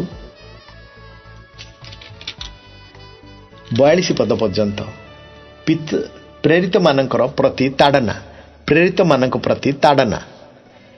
ପରେ ମହାଯାଜକ ଓ ତାଙ୍କ ସଙ୍ଗୀ ସମସ୍ତେ ଅର୍ଥାତ୍ ସାଧୁକୀ ଦଳ ଈର୍ଷାରେ ପ୍ରଜ୍ୱଳିତ ହୋଇ ଉଠିଲେ ଓ ପ୍ରେରିତମାନଙ୍କୁ ଧରି ସାଧାରଣ କାରାଗାରରେ ରଖିଲେ। କିନ୍ତୁ ପ୍ରଭୁଙ୍କର ଜଣେ ଦୂତ ରାତ୍ରି କାଳରେ କାରାଗାରର ଦ୍ୱାର ସବୁ ଫିଟାଇ ଦେଲେ ଓ ସେମାନଙ୍କୁ ବାହାର କରି ଆଣି କହିଲେ, ଯାଅ, ମନ୍ଦିର ମଧ୍ୟରେ ଠିଆ ହୋଇ ଲୋକମାନଙ୍କୁ ଏହି ଜୀବନ ସମ୍ବନ୍ଧୀୟ ସମସ୍ତ କଥା କୁହ। ଏହା ଶୁଣି ସେମାନେ ପ୍ରଭାତ ସମୟରେ ମନ୍ଦିରରେ ପ୍ରବେଶ କରି ଶିକ୍ଷା ଦେବାକୁ ଲାଗିଲେ। ଇତିମଧ୍ୟରେ ମହାଯାଜକ ଓ ତାଙ୍କ ସଙ୍ଗୀମାନେ ଆସି ମହାସଭା ଓ ଇସ୍ରାଏଲ ସନ୍ତାନମାନଙ୍କ ପ୍ରାଚୀନ ବର୍ଗଙ୍କୁ ଡାକି ଏକତ୍ର କଲେ। ପୁଣି ସେମାନଙ୍କୁ ଆଣିବା ନିମନ୍ତେ କାରାଗାରକୁ ଲୋକ ପଠାଇଲେ। କିନ୍ତୁ କର୍ମଚାରୀମାନେ ଯାଇ କାରାଗାରରେ ସେମାନଙ୍କୁ ନ ପାଇ ଫେରି ଆସି କହିଲେ, ଆମ୍ଭେ ଦେଖିଲୁ କାରାଗାରର ଦୃଢ଼ ରୂପେ ରୁଦ୍ଧ ହୋଇଅଛି ଓ ଦ୍ୱାରଗୁଡ଼ିକରେ ରକ୍ଷକମାନେ ଠିଆ ହୋଇଅଛନ୍ତି, କିନ୍ତୁ ଦ୍ୱାର ଫିଟାନ୍ତେ ଭିତରେ ଆମ୍ଭେମାନେ କାହାକୁ ପାଇଲୁ ନାହିଁ। ଏହିସବୁ କଥା ଶୁଣି ମନ୍ଦିରର ସେନାପତି ଓ ପ୍ରଧାନ ଯାଜକମାନେ ଏଥିର ପରିଣାମ କ'ଣ ହେବ ଭାବି ସେମାନଙ୍କ ବିଷୟରେ ହତବୁଦ୍ଧି ହେବାକୁ ଲାଗିଲେ। ଏପରି ସମୟରେ ଜଣେ ଲୋକ ଆସି ସେମାନଙ୍କୁ ସମ୍ବାଦ ଦେଲା, ଦେଖନ୍ତୁ, ଆପଣମାନେ ଯେଉଁ ଲୋକମାନଙ୍କୁ କାରାଗାରରେ ରଖିଥିଲେ ସେମାନେ ମନ୍ଦିରରେ ଠିଆ ହୋଇ ଲୋକମାନଙ୍କୁ ଶିକ୍ଷା ଦେଉଅଛନ୍ତି। ସେତେବେଳେ ସେନାପତି କର୍ମଚାରୀମାନଙ୍କ ସହିତ ଯାଇ ସେମାନଙ୍କୁ ଆଣିଲେ, କିନ୍ତୁ ବଳପୂର୍ବକ ନୁହେଁ, କାରଣ କାଳେ ଲୋକେ ସେମାନଙ୍କୁ ପଥର ଫୋପାଡ଼ିବେ ଏହା ଭୟ କରୁଥିଲେ। ସେମାନେ ସେମାନଙ୍କୁ ଆଣି ମହାସଭା ସମ୍ମୁଖରେ ଠିଆ କରାଇଲେ। ସେଥିରେ ମହାଯାଜକ ସେମାନଙ୍କୁ ପଚାରିଲେ, ଆମ୍ଭେମାନେ ତୁମମାନଙ୍କୁ ଏହି ନାମରେ ଶିକ୍ଷା ଦେବାକୁ ଅତି ଦୃଢ଼ ରୂପେ ନିଷେଧ କରିଥିଲୁ। ତଥାପି ଦେଖ, ତୁମେମାନେ ତୁମମାନଙ୍କ ଶିକ୍ଷାରେ ଜେରୁସାଲାମ ପୂର୍ଣ୍ଣ କରି ସେ ଲୋକଙ୍କ ରକ୍ତପାତର ଦୋଷ ଆମ୍ଭମାନଙ୍କ ଉପରେ ବର୍ତ୍ତାଇବାକୁ ଚାହୁଁଅଛ। କିନ୍ତୁ ପିତର ଓ ଅନ୍ୟ ପ୍ରେରିତମାନେ ଉତ୍ତର ଦେଲେ, ମନୁଷ୍ୟମାନଙ୍କର ଆଜ୍ଞା ଅପେକ୍ଷା କରିବା ବରଂ ଈଶ୍ୱରଙ୍କର ଆଜ୍ଞା ପାଳନ କରିବା କର୍ତ୍ତବ୍ୟ। ଯେଉଁ ଯୀଶୁଙ୍କୁ ଆପଣମାନେ କ୍ରୁଶରେ ଟଙ୍ଗାଇ ବଦ୍ଧ କରିଥିଲେ, ଆମ୍ଭମାନଙ୍କର ପିତୃପୁରୁଷମାନଙ୍କର ଈଶ୍ୱର ତାହାଙ୍କୁ ଉଠାଇ ଅଛନ୍ତି। ପୁଣି ସେ ଯେପରି ଇସ୍ରାଏଲକୁ ମନ ପରିବର୍ତ୍ତନ ଓ ପାପ କ୍ଷମା ଦାନ କରନ୍ତି, ଏଥି ନିମନ୍ତେ ଈଶ୍ୱର ଆପଣା ଦକ୍ଷିଣ ହସ୍ତ ଦ୍ୱାରା ତାହାକୁ ଅଧିପତି ଓ ତ୍ରାଣକର୍ତ୍ତା ସ୍ୱରୂପେ ଉନ୍ନତ କରିଅଛନ୍ତି। ପୁଣି ଆମ୍ଭେମାନେ ଏହି ସମସ୍ତ ବିଷୟର ସାକ୍ଷୀ। ଆଉ ଯେଉଁ ପବିତ୍ର ଆତ୍ମାଙ୍କୁ ଈଶ୍ୱର ଆପଣା ଆଜ୍ଞା ପାଳନକାରୀମାନଙ୍କୁ ଦେଇଅଛନ୍ତି ସେ ମଧ୍ୟ ସାକ୍ଷୀ। ଏହି କଥା ଶୁଣି ସେମାନେ ମର୍ମାହତ ହେଲେ ଓ ସେମାନଙ୍କୁ ବଦ୍ଧ କରିବା ନିମନ୍ତେ ମନ୍ତ୍ରଣା କରିବାକୁ ଲାଗିଲେ। କିନ୍ତୁ ଗମଲିଏଲ ନାମକ ଜଣେ ଫାରୁସୀ, ଯେ କି ବ୍ୟବସ୍ଥା ଅଧ୍ୟାପକ ଓ ସମସ୍ତଙ୍କ ନିକଟରେ ସମ୍ମାନ ପାତ୍ର ଥିଲେ, ସେ ମହାସଭାରେ ଠିଆ ହୋଇ ପ୍ରେରିତମାନଙ୍କୁ କିଛି ସମୟ ନିମନ୍ତେ ବାହାର କରିଦେବାକୁ ଆଜ୍ଞା ଦେଲେ। ପୁଣି ସେ ସେମାନଙ୍କୁ କହିଲେ, ହେ ଇସ୍ରାଏଲୀୟ ଲୋକମାନେ, ଏମାନଙ୍କ ପ୍ରତି ଆପଣମାନେ କ'ଣ କରିବାକୁ ଉଦ୍ୟତ ହେଉଅଛନ୍ତି ସେ ବିଷୟରେ ସାବଧାନ ହୁଅନ୍ତୁ, କାରଣ ଏଥିପୂର୍ବେ ଥିଉଦା ଉଠି ନିଜକୁ ଜଣେ ମହାପୁରୁଷ ବୋଲି କହିଲା, ଆଉ ପ୍ରାୟ 400 ଲୋକ ତା ସହିତ ଯୋଗ ଦେଲେ। ସେ ହତ ହେଲା, ପୁଣି ଯେତେ ଲୋକ ତାର ଅନୁଗତ ହେଉଥିଲେ ସେମାନେ ସମସ୍ତେ ଛିନ୍ନ ଭିନ୍ନ ହେଲେ ଓ ଅକୃତ କାର୍ଯ୍ୟ କଲେ। ହେଲେ ସେହି ଲୋକ ଉତ୍ତାରେ ଜନଗଣନା ସମୟରେ ଗାଲିଲିୟ ଜିଉଦା ଉଠି ଲୋକମାନଙ୍କୁ ଆପଣା ପଛରେ ଟାଣି ନେଇ ବିପ୍ଳବ କରାଇଲା। ସେ ମଧ୍ୟ ବିନଷ୍ଟ ହେଲା, ପୁଣି ଯେତେ ଲୋକ ତାର ଅନୁଗତ ହୋଇଥିଲେ ସେମାନେ ସମସ୍ତେ ଛିନ୍ନ ଭିନ୍ନ ହୋଇଗଲେ। ଏବେ ମୁଁ ଆପଣମାନଙ୍କୁ କହୁଛି, ଆପଣମାନେ ଏହି ଲୋକମାନଙ୍କ ପ୍ରତି କିଛି ନ କରି ସେମାନଙ୍କୁ ଛାଡ଼ି ଦିଅନ୍ତୁ, କାରଣ ଏହି ମନ୍ତ୍ରଣା ବା ଏହି କର୍ମ ଯଦି ମନୁଷ୍ୟଠାରୁ ହୋଇଥାନ୍ତା ତାହେଲେ ତାହା ଉଚ୍ଛିନ୍ନ ହୋଇଯିବ, କିନ୍ତୁ ଯଦି ତାହା ଈଶ୍ୱରଙ୍କ ଠାରୁ ହୋଇଥାଏ ତାହେଲେ ଆପଣମାନେ ସେମାନଙ୍କୁ ଉଚ୍ଛିନ୍ନ କରିବାକୁ ସମର୍ଥ ହେବେ ନାହିଁ। କାଳେ ଆପଣମାନେ ଈଶ୍ୱରଙ୍କ ବିରୁଦ୍ଧରେ ଯୁଦ୍ଧ କରୁଅଛନ୍ତି ବୋଲି ଦେଖାଯିବେ। ସେମାନେ ତାଙ୍କ ପଥାରେ ସମ୍ମତ ହେଲେ, ପୁଣି ପ୍ରେରିତମାନଙ୍କୁ ନିକଟକୁ ଡାକି ସେମାନଙ୍କୁ ପ୍ରହାର କଲେ ଓ ଯୀଶୁଙ୍କ ନାମରେ କଥା ନ କହିବାକୁ ଆଜ୍ଞା ଦେଇ ଛାଡ଼ିଦେଲେ। ସେଥିରେ ସେମାନେ ଯେ ସେହି ନାମ ସକାଶେ ଅପମାନ ଭୋଗିବାକୁ ଯୋଗ୍ୟ ବୋଲି ଗଣିତ ହୋଇଥିଲେ, ସେଥି ନିମନ୍ତେ ସେମାନେ ଆନନ୍ଦ କରୁ କରୁ ମହାସଭାରୁ ବାହାରିଗଲେ। ଆଉ ସେମାନେ ପ୍ରତିଦିନ ମନ୍ଦିରରେ ଓ ଘରେ ଘରେ ଶିକ୍ଷା ଦେବାକୁ ଓ ଯୀଶୁ ଯେ ଖ୍ରୀଷ୍ଟ ଏହି ସୁସମାଚାର ପ୍ରଚାର କରିବାକୁ କ୍ଷାନ୍ତ ହେଲେ ନାହିଁ।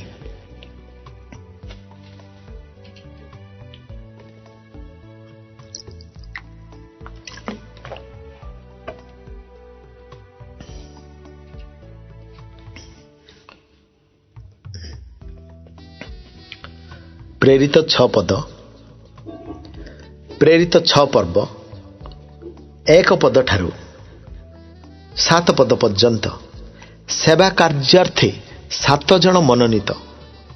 ସେବା କାର୍ଯ୍ୟାର୍ଥେ 7 ଜଣ ମନୋନୀତ।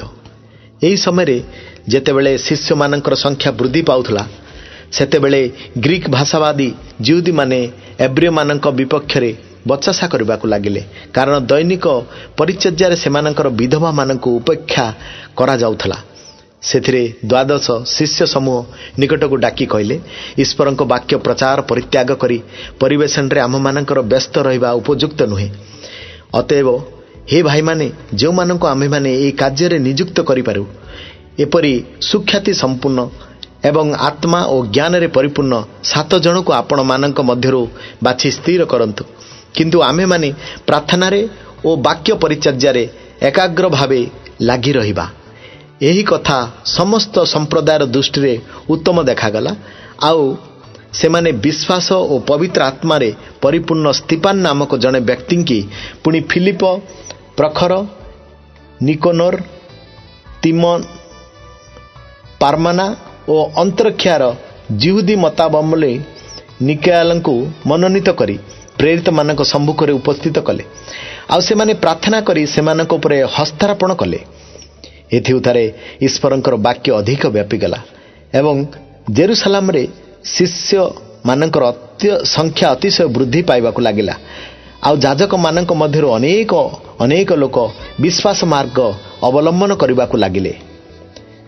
ପ୍ରେରିତ 6 ପର୍ବ 8 ପଦ ଠାରୁ 15 ପଦ। ମହାସଭାରେ ସ୍ତିଫାନ ଅନୁଗ୍ରହ ଓ ଶକ୍ତିରେ ପରିପୂର୍ଣ୍ଣ ହୋଇ ଲୋକମାନଙ୍କ ମଧ୍ୟରେ ମହା ଅଦ୍ଭୁତ କର୍ମ ଓ ଲକ୍ଷଣ ସାଧନ କରିବାକୁ ଲାଗିଲେ।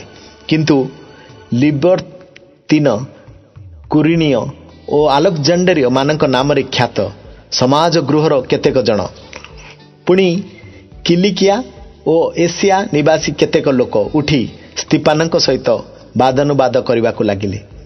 ମାତ୍ର ସେ ଯେଉଁ ଜ୍ଞାନ ଓ ଆତ୍ମାଙ୍କ ଶକ୍ତିରେ କଥା କହୁଥିଲେ, ସେମାନେ ତାହା ପ୍ରତିରୋଧ କରିବାକୁ ସମର୍ଥ ହେଲେ ନାହିଁ। ସେଥିରେ ସେମାନେ ଲୋକମାନଙ୍କୁ ମତାଇଲେ। ଆଉ ସେମାନେ କହିଲେ, ଆମେମାନେ ଏହାକୁ ମୋଶା ଓ ଈଶ୍ୱରଙ୍କ ବିରୁଦ୍ଧରେ ନିନ୍ଦା କଥା କହିବାକୁ ଶୁଣିଅଛୁ। ଆଉ ସେମାନେ ଲୋକ ସାଧାରଣଙ୍କୁ, ପୁଣି ପ୍ରାଚୀନ ଓ ଶାସ୍ତ୍ରୀମାନଙ୍କୁ ଉତ୍ତେଜିତ କରି ତାହାଙ୍କୁ ଆକ୍ରମଣ କଲେ ଓ ତାଙ୍କୁ ବଳରେ ଧରି ମହାସଭାକୁ ଆଣିଲେ। ଆଉ ମିଥ୍ୟା ସାକ୍ଷୀମାନଙ୍କୁ ଠିଆ କରାଇଲେ।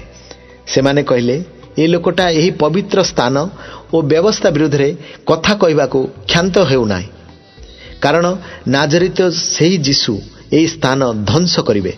आ मूसा आम्भ मानकु जो जो रीतिनीति देई अछंती से सबु परिवर्तन करिवे बोली से कहउथिबा आम्भे माने सुनिअछु। सेतेबेले महासभारे बसिथिबा समस्ते तांको प्रति एक दृष्टिरे चाहि तांको मुख दूतंक मुख सदृश देखिले। प्रेरित 7 पर्व 1 पद ठारू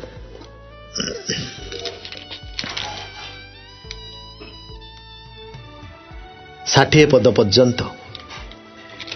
प्रेरित 7 पर्व 1 पद ठारू 53 पद पर्यंत। स्तिफानंकर वक्तृता से महाजाजक पचारे ये समस्त कथा कि सत्य? से कहले, हे भातृ और पितृगण श्रवण करंतु। आम मानकर पिता अब्राहम हारण रे बास करबा पूर्वे जेतेबेले से मेसोपोटामिया रे थिले सेतेबेले गौरवमय ईश्वर तांको दर्शन दे कहले, तुम्हे स्वदेशरू और आपणा आत्मीय मानक मध्यरु बाहरी आस, पुणी आम्भे तुम्भकु जो देश देखाइबा से देश को जाओ। सेतिरे कल्दियो मानक देशरू बाहरी से हारण रे बास कले, पुणी तांको पितांको मृत्यु उतारे सेठारू आपण माने एबे जो देश रे बास करूअछंती सेही देश को ईश्वर तांको घेनी आसिले।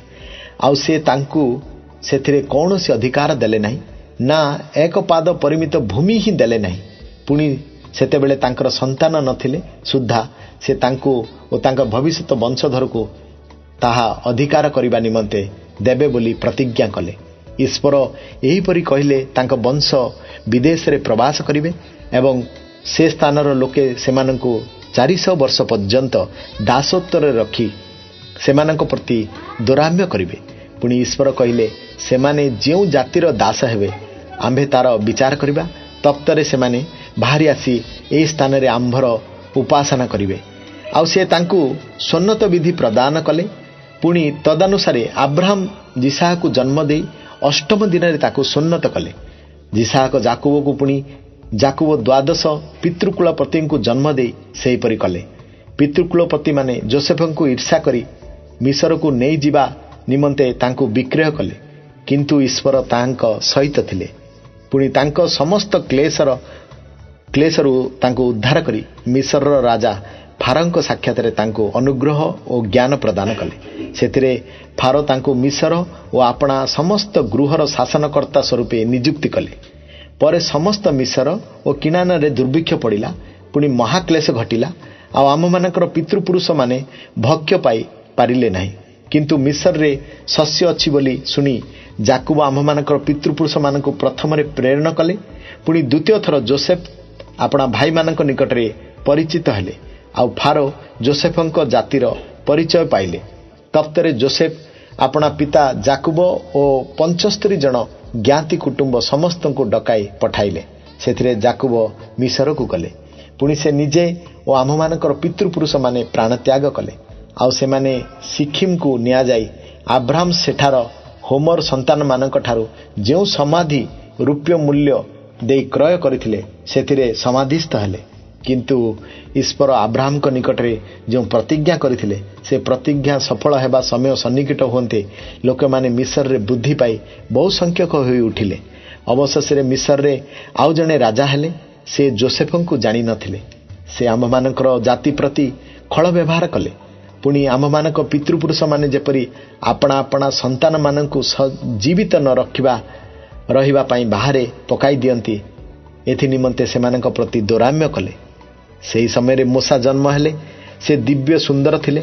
3 मास पर्यंत आपणा पितांक गृह रे प्रतिपालन तो हेले।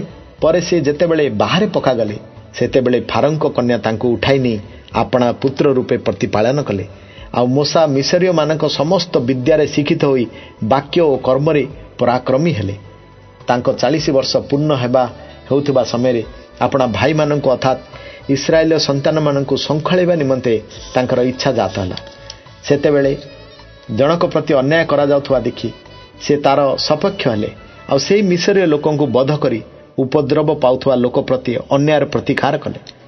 ତାଙ୍କ ହସ୍ତ ଦ୍ୱାରା ଈଶ୍ୱର ଯେ ତାଙ୍କ ଭାଇମାନଙ୍କୁ ଉଦ୍ଧାର କରୁଅଛନ୍ତି ଏହା ସେମାନେ ବୁଝିବେ ବୋଲି ସେ ମନେ କରିଥିଲେ, କିନ୍ତୁ ସେମାନେ ବୁଝିଲେ ନାହିଁ। ପରଦିନ ସେମାନେ ମରାମରି ହେଉଥିବା ସମୟରେ ସେ ଦେଖାଦେଇ ସେମାନଙ୍କୁ ମିଳନ କରିବା ଉଦ୍ଦେଶ୍ୟରେ କହିଲେ, ଆହେ ତୁମେମାନେ ପରସ୍ପର ଭାଇ, କାହିଁକି ଏକ ଆରକେ ପ୍ରତି ଅନ୍ୟାୟ କରୁଅଛ? କିନ୍ତୁ ଯେଉଁ ଜଣକ ପ୍ରତିବାସୀ ପ୍ରତି ଅନ୍ୟାୟ କରୁଥିଲା ସେ ତାଙ୍କୁ ପେଲି ଦେଇ କହିଲା, କିଏ ତୁମ୍ଭକୁ ଆମମାନଙ୍କ ଉପରେ ଶାସନକର୍ତ୍ତା ଓ ବିଚାରକ ସ୍ୱରୂପେ ନିଯୁକ୍ତି କଲା? କାଲି ଯେପରି ସେହି ମିଶ୍ରୀୟଙ୍କୁ ବଧ କରିଥିଲ, ସେପରିକି ମୋତେ ବଧ କରିବାକୁ ଇଚ୍ଛା କରୁଅଛ? ଏହି କଥା ଶୁଣି ମୋଶା ପଳାଇ ଯାଇ ମିଦିୟନ ଦେଶରେ ପ୍ରବାସୀ ହେଲେ। ସେଠାରେ ତାଙ୍କର 2 ପୁତ୍ର ଜନ୍ମ ହେଲେ।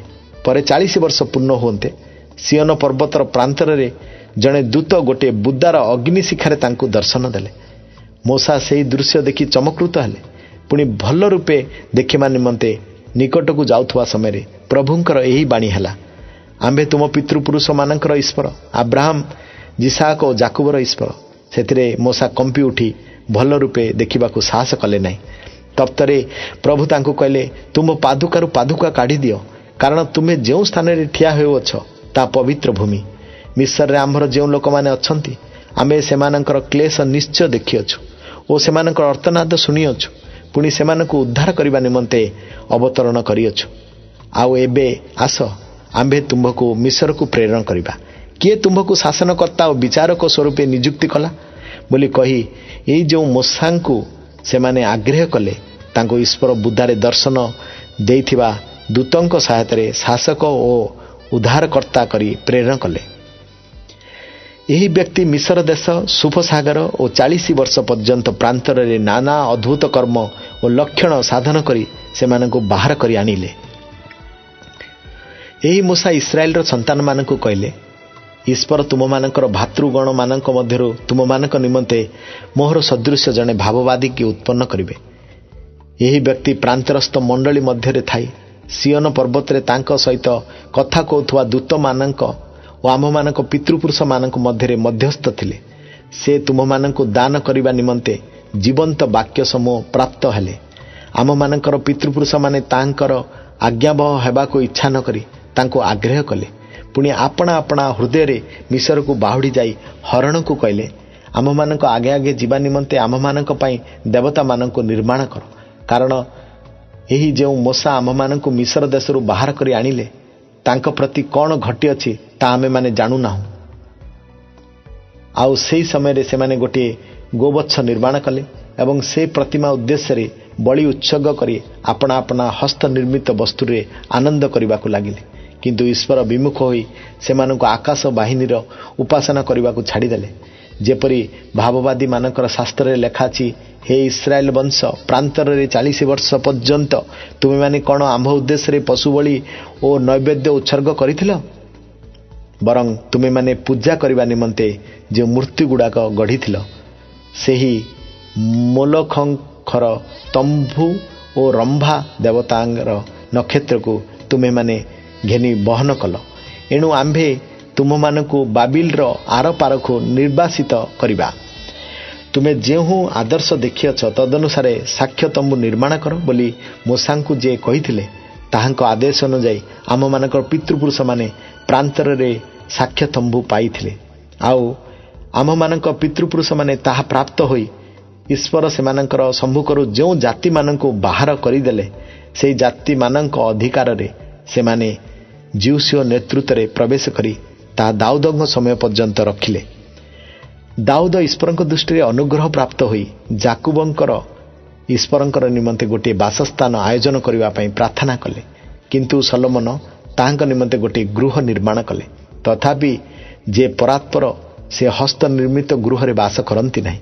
ଯେପରି ଭାବବାଦୀ କହନ୍ତି, ସ୍ୱର୍ଗ ଆମ୍ଭର ସିଂହାସନ, ପୃଥିବୀ ଆମ୍ଭର ପାଦପୀଠ। ପ୍ରଭୁ କହନ୍ତି, ତୁମେମାନେ ଆମ୍ଭ ନିମନ୍ତେ କି ପ୍ରକାର ଗୃହ ନିର୍ମାଣ କରିବ? କିମ୍ବା ଆମ୍ଭର ବିଶ୍ରାମ ସ୍ଥାନ କାହିଁ? ଆମର ହସ୍ତ କ'ଣ ଏ ସମସ୍ତ ବିଷୟ ସୃଷ୍ଟି କରିନାହିଁ? ହେ ଶକ୍ତ ଗ୍ରୀବ, ପୁଣି ଅସୁନ୍ନତି ହୃଦୟ ଓ କର୍ଣ୍ଣ ବିଶିଷ୍ଟ ଲୋକେ, ଆପଣମାନେ ସର୍ବଦା ପବିତ୍ର ଆତ୍ମାଙ୍କର ପ୍ରତିରୋଧ କରୁଅଛନ୍ତି। ଆପଣମାନଙ୍କର ପିତୃପୁରୁଷମାନେ ଯେପରି ଆପଣମାନେ ମଧ୍ୟ ସେହିପରି। ଭାବବାଦୀ ମାନଙ୍କ ମଧ୍ୟରୁ କାହା କାହାକୁ ଆପଣ ମାନଙ୍କର ପିତୃପୁରୁଷ ମାନେ ତାଡ଼ନା କରିନଥିଲେ? ଯେଉଁମାନେ ସେହି ଧାର୍ମିକ ବ୍ୟକ୍ତିଙ୍କ ଆଗମନ ବିଷୟ ପୂର୍ବରୁ ଜଣାଇଥିଲେ ସେମାନଙ୍କୁ ସେମାନେ ବଦ୍ଧ କଲେ। ଏବେ ଆପଣମାନେ ତାହାଙ୍କୁ ଶତ୍ରୁ ହସ୍ତରେ ସମର୍ପଣ କରି ବଦ୍ଧ କରିଅଛନ୍ତି। ଆପଣମାନେ ଦୂତମାନଙ୍କ ଦ୍ୱାରା ଅଧିଷ୍ଠ ବ୍ୟବସ୍ଥା ପାଇଥିଲେ, କିନ୍ତୁ ତାହା ପାଳନ କଲେ ନାହିଁ। ପ୍ରେରିତ 7 ପର୍ବ 54 ପଦଠାରୁ 60 ପଦ ପର୍ଯ୍ୟନ୍ତ। ପସ୍ତାରାଘାତରେ ସ୍ତିଫାନଙ୍କର ମୃତ୍ୟୁ। ପସ୍ତାରାଘାତରେ ସ୍ତିଫାନଙ୍କର ମୃତ୍ୟୁ। ଏ ସମସ୍ତ କଥା ଶୁଣି ସେମାନେ ମର୍ମହତ ହେଲେ, ପୁଣି ତାଙ୍କ ପ୍ରତି ଦାନ୍ତ କଡ଼ମଡ଼ କରିବାକୁ ଲାଗିଲେ। କିନ୍ତୁ ସେ ପବିତ୍ର ଆତ୍ମାରେ ପୂର୍ଣ୍ଣ ହୋଇ ସ୍ୱର୍ଗ ପ୍ରତି ସ୍ଥିର ଦୃଷ୍ଟିରେ ଚାହିଁଲେ, ଆଉ ଈଶ୍ୱରଙ୍କର ମହିମା ଓ ଈଶ୍ୱରଙ୍କ ଦକ୍ଷିଣ ପାର୍ଶ୍ୱରେ ଠିଆ ହୋଇଥିବାର ଦେଖି କହିଲେ, ଦେଖନ୍ତୁ, ମୁଁ ସ୍ୱର୍ଗକୁ ଉନ୍ନତ ଓ ମନୁଷ୍ୟପୁତ୍ରଙ୍କୁ ଈଶ୍ୱରଙ୍କ ଦକ୍ଷିଣ ପାର୍ଶ୍ୱରେ ଠିଆ ହୋଇଥିବାର ଦେଖୁଅଛି। କିନ୍ତୁ ସେମାନେ ଉଚ୍ଚ ସ୍ୱରରେ ଚିତ୍କାର କରି ଆପଣା ଆପଣା କର୍ଣ୍ଣ ରୁଦ୍ଧ କଲେ, ଆଉ ଏକ ଯୋଗରେ ତାଙ୍କ ଉପରେ ମାଡ଼ି ପଡ଼ିଲେ। ପୁଣି ସେମାନେ ତାଙ୍କୁ ନଗରରୁ ବାହାର କରିଦେଇ ପଥର ଫୋପାଡ଼ି ମାରିବାକୁ ଲାଗିଲେ। ଆଉ ସାକ୍ଷୀମାନେ ସାଉଲ ନାମକ ଜଣେ ଯୁବକଙ୍କର ପାଦ ପାଖରେ ଆପଣା ଆପଣା ବସ୍ତ୍ର ରଖିଲେ। ଯେତେବେଳେ ସେମାନେ ସ୍ତିଫାନଙ୍କୁ ପଥର ଫୋପାଡ଼ି ମାରୁଥିଲେ, ସେତେବେଳେ ସେ ପ୍ରାର୍ଥନା କରି କହିଲେ, ହେ ପ୍ରଭୁ ଯୀଶୁ, ମୋର ଆତ୍ମା ଗ୍ରହଣ କର। ପୁଣି ସେ ଆଣ୍ଠୋଇ ପଡ଼ି ଉଚ୍ଚ ସ୍ୱରରେ ଡାକି କହିଲେ, ହେ ପ୍ରଭୁ, ଏହି ପାପ ଏମାନଙ୍କ ବିରୁଦ୍ଧରେ ଗଣନା କର ନାହିଁ। ସେ ଏହା କହି ମହାନିଦ୍ରା ପ୍ରାପ୍ତ ହେଲେ।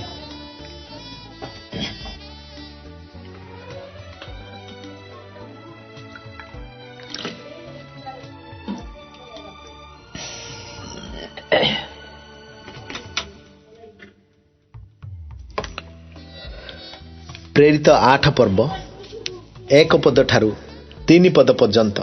ମଣ୍ଡଳୀ ଉପରେ ସାଉଲଙ୍କର ଦୌରାମ୍ୟ। ସାଉଲ ତାଙ୍କ ପ୍ରାଣ ନାଶରେ ସମ୍ମତ ଥିଲେ। ସେହିଦିନ ଜେରୁସାଲାମରେ ଥିବା ମଣ୍ଡଳୀ ପ୍ରତି ଅତିଶୟ ତାଡ଼ନା ଘଟିଲା। ସେଥିରେ ପ୍ରେରିତମାନଙ୍କ ଛଡ଼ା ଅନ୍ୟ ସମସ୍ତେ ଜିହୁଦା ପ୍ରଦେଶ ଓ ସିମିରୋନ ଅଞ୍ଚଳ ସମୂହର ଚାରିଆଡ଼େ ଛିନ୍ନ ଭିନ୍ନ ହୋଇଗଲେ। ତଥାପି କେତେକ ଜଣ ଭକ୍ତ ଲୋକ ସ୍ତିଫାନଙ୍କୁ ସମାଧି ଦେଇ ତାଙ୍କ ନିମନ୍ତେ ବହୁତ ବିଳାପ କଲେ। କିନ୍ତୁ ସାଉଲ ଘରେ ଘରେ ପଶି ପୁରୁଷ ଓ ସ୍ତ୍ରୀ ଲୋକମାନଙ୍କୁ ଟାଣି ଆଣି କାରାଗାରରେ ସମର୍ପଣ କରି ମଣ୍ଡଳୀକୁ ଉଚ୍ଛିନ୍ନ କରିବାକୁ ଲାଗିଲେ। ପ୍ରେରିତ 8 ପର୍ବ 4 ପଦଠାରୁ 25 ପଦ ପର୍ଯ୍ୟନ୍ତ। ସିମରୋନରେ ଫିଲିପଙ୍କ ପ୍ରଚାର। ସେଥିରେ ଯେଉଁମାନେ ଛିନ୍ନ ଭିନ୍ନ ହୋଇଥିଲେ ସେମାନେ ଚତୁର୍ଦିଗରେ ଭ୍ରମଣ କରୁ କରୁ ସୁସମାଚାର ବାକ୍ୟ ପ୍ରଚାର କଲେ। ପୁଣି ଫିଲିପ ସିମରୋନର ପ୍ରଧାନ ନଗରକୁ ଯାଇ ଲୋକମାନଙ୍କ ନିକଟରେ ଖ୍ରୀଷ୍ଟଙ୍କୁ ଘୋଷଣା କରିବାକୁ ଲାଗିଲେ। ଆଉ ଲୋକ ସମୂହ ଫିଲିପଙ୍କ କଥା ଶୁଣି ଓ ତାଙ୍କ କୃତ ଆଶ୍ଚର୍ଯ୍ୟ କର୍ମ ସବୁ ଦେଖି ଏକ ଚିତ୍ତରେ ତାଙ୍କ କଥାରେ ମନୋଯୋଗ କରୁଥିଲେ। କାରଣ ଅଶୁଚି ଆତ୍ମାବିଷ୍ଟ ଅନେକ ଲୋକଙ୍କ ଠାରୁ ସେ ଆତ୍ମା ଗୁଡ଼ାକ ଉଚ୍ଚସ୍ୱରରେ ଚିତ୍କାର କରି ବାହାରି ଆସିବାକୁ ଲାଗିଲେ। ପୁଣି ଅନେକ ପକ୍ଷଘାତ ରୋଗୀ ଓ ଖଞ୍ଜ ସୁସ୍ଥ ହେଲେ। ସେଥିରେ ସେହି ନଗରରେ ମହାଆନନ୍ଦ ହେଲା। କିନ୍ତୁ ସିମୋନ ନାମକ ଜଣେ ଲୋକ ଏଥିପୂର୍ବେ ସେହି ନଗରରେ କୁହୁକ କର୍ମ କରି ନିଜକୁ ଜଣେ ମହାପୁରୁଷ ବୋଲି କହି ସିମୋରୀୟ ଜାତିକି ଆଚମ୍ବିତ କରୁଥିଲା।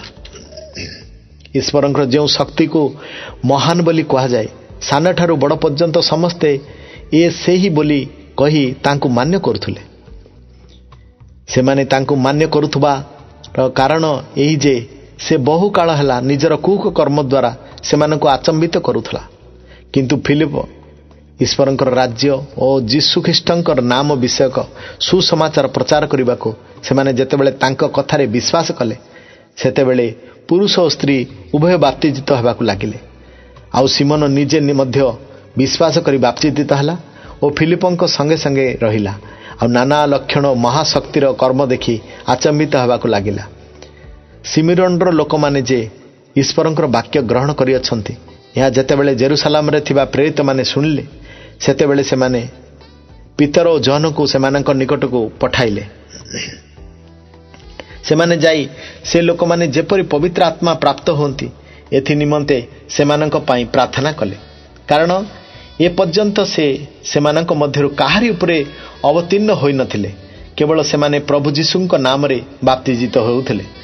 ସେତେବେଳେ ସେମାନେ ସେମାନଙ୍କ ଉପରେ ହସ୍ତାର୍ପଣ କଲେ ଆଉ ସେମାନେ ପବିତ୍ର ଆତ୍ମା ପ୍ରାପ୍ତ ହେଲେ।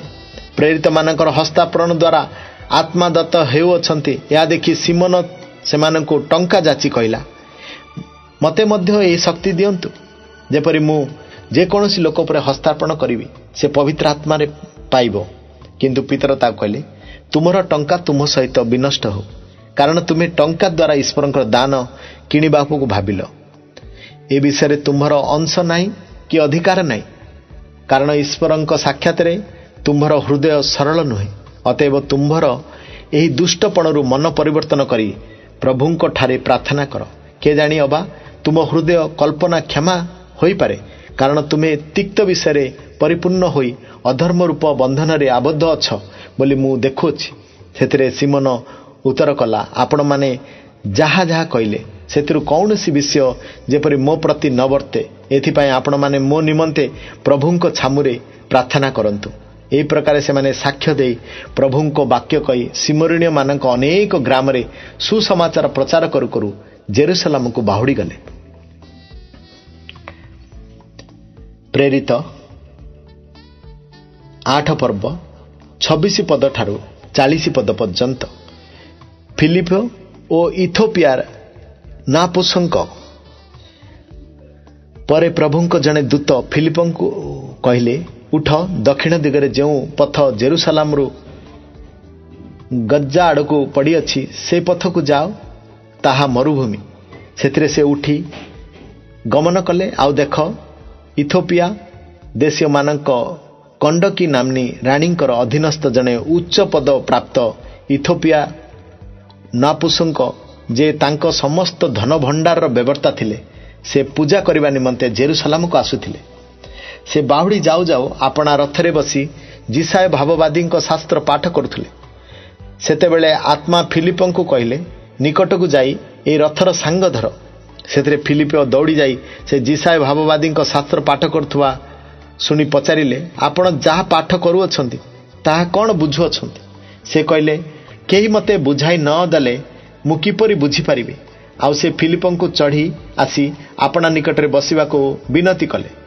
ଶାସ୍ତ୍ରର ଯେଉଁ ଅଂଶ ସେ ପାଠ କରୁଥିଲେ ତାହା ଏହି, ସେ ମେଷତୁଲ୍ୟ ହତ ହୋଇବା ନିମନ୍ତେ ନୀତ ହେଲେ।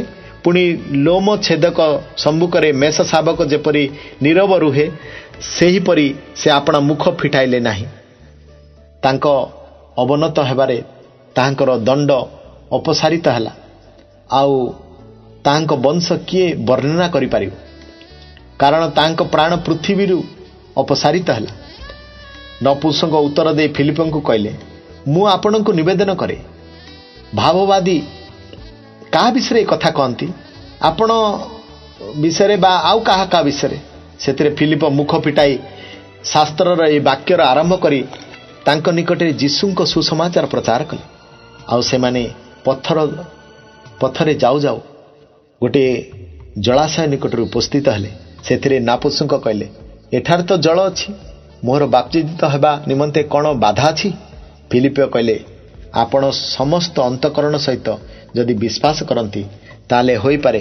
ସେଥିରେ ସେ ଉତ୍ତର ଦେଲେ, ଯୀଶୁଖ୍ରୀଷ୍ଟ ଯେ ଈଶ୍ୱରଙ୍କ ପୁତ୍ର, ଏହା ମୁଁ ବିଶ୍ୱାସ କରୁଅଛି। ପୁଣି ସେ ରଥ ଠିଆ କରାଇବାକୁ ଆଜ୍ଞା ଦେଲେ। ଆଉ ଫିଲିପ ଓ ନାପୁଂସକ ଉଭୟ ଜଳ ଭିତରକୁ ଓହ୍ଲାଇଲେ। ଆଉ ଫିଲିପ ତାଙ୍କୁ ବାପ୍ତିଜିତ ଦେଲେ। ସେମାନେ ଜଳ ମଧ୍ୟରୁ ଉଠି ଆସନ୍ତେ ପ୍ରଭୁଙ୍କର ଆତ୍ମା ଫିଲିପଙ୍କୁ ଘେନିଗଲେ। ପୁଣି ନାପୁଂସକ ତାଙ୍କୁ ଆଉ ଦେଖିଲେ ନାହିଁ। ତଥାପି ସେ ଆନନ୍ଦ କରୁ କରୁ ଆପଣା ପଥରେ ଚାଲିଗଲେ। କିନ୍ତୁ ଫିଲିପ ଅସଦୋରରେ ଦେଖାଗଲେ। ଆଉ ସେ ଯାଉ ଯାଉ ନଗରରେ ସୁସମାଚାର ପ୍ରଚାର କରି କାଇସରିଆରେ ଯାଇ ପହଞ୍ଚିଲେ।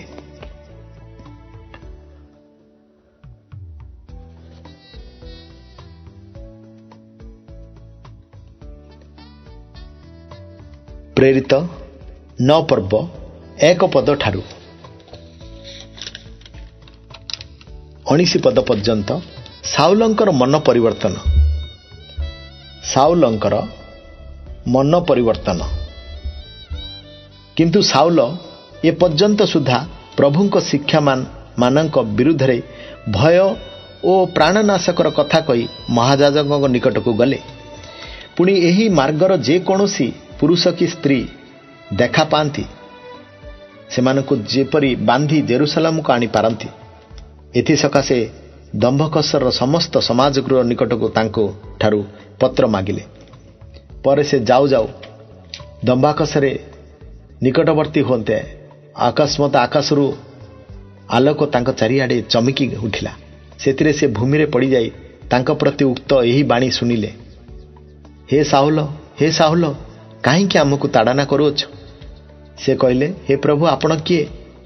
ଆଉ ସେ କହିଲେ, ଯାହାଙ୍କୁ ତୁମେ ତାଡ଼ନା କରୁଅଛ ଆମ୍ଭେ ସେହି ଯୀଶୁ। କିନ୍ତୁ ଉଠ, ନଗରରେ ପ୍ରବେଶ କର, ଆଉ ତୁମ୍ଭକୁ କ'ଣ କରିବାକୁ ହେବ ତାହା କୁହାଯିବ। ଯେଉଁ ଲୋକମାନେ ତାଙ୍କ ସାଙ୍ଗରେ ଯାତ୍ରା କରୁଥିଲେ ସେମାନେ ସେ ଶବ୍ଦ ଶୁଣି କାହାରିକି ନ ଦେଖିବାରୁ ଆବାକ ହୋଇ ଠିଆ ହୋଇ ରହିଲେ।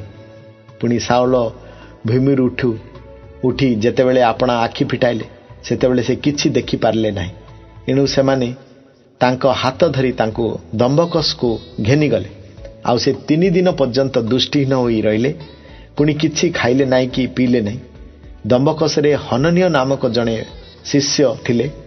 ପ୍ରଭୁ ତାଙ୍କୁ ଦର୍ଶନ ଦେଇ କହିଲେ, ହନନୀୟ।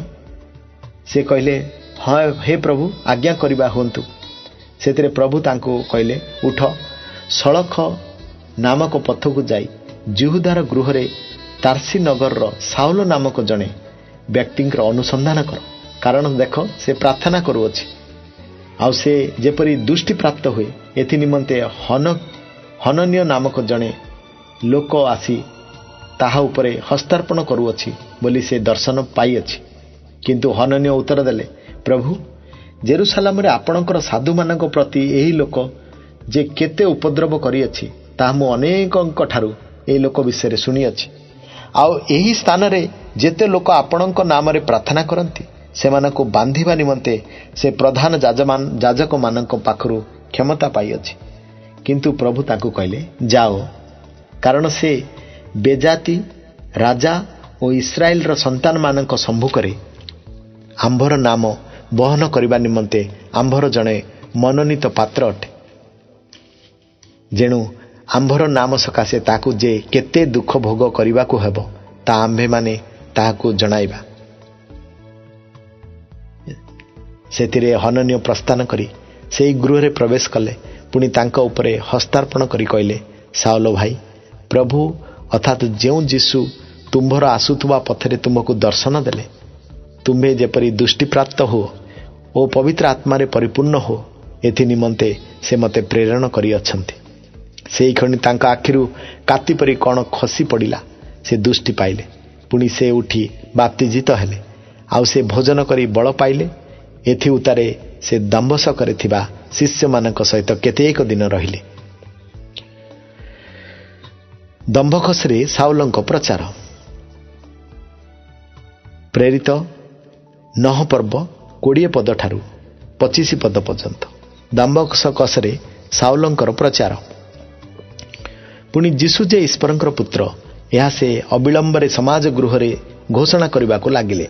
ଆଉ ଯେଉଁମାନେ ତାଙ୍କ କଥା ଶୁଣିଲେ ସେମାନେ ସମସ୍ତେ ଆଚମ୍ବିତ ହୋଇ କହିବାକୁ ଲାଗିଲେ, ଏହି ନାମ ଧରି ପ୍ରାର୍ଥନା କରୁଥିବା ଲୋକମାନଙ୍କୁ ଯେ ଜେରୁସାଲେମରେ ଉଚ୍ଛିନ୍ନ କରୁଥିଲା, ଆଉ ଯେପରି ସେମାନଙ୍କୁ ବାନ୍ଧି ପ୍ରଧାନ ଯାଜକମାନଙ୍କ ନିକଟକୁ ଘେନି ଯାଇପାରେ ସେହି ଅଭିପ୍ରାୟରେ ଏ ସ୍ଥାନକୁ ଆସିଥିଲା, ଏ କି ସେହି ନୁହେଁ?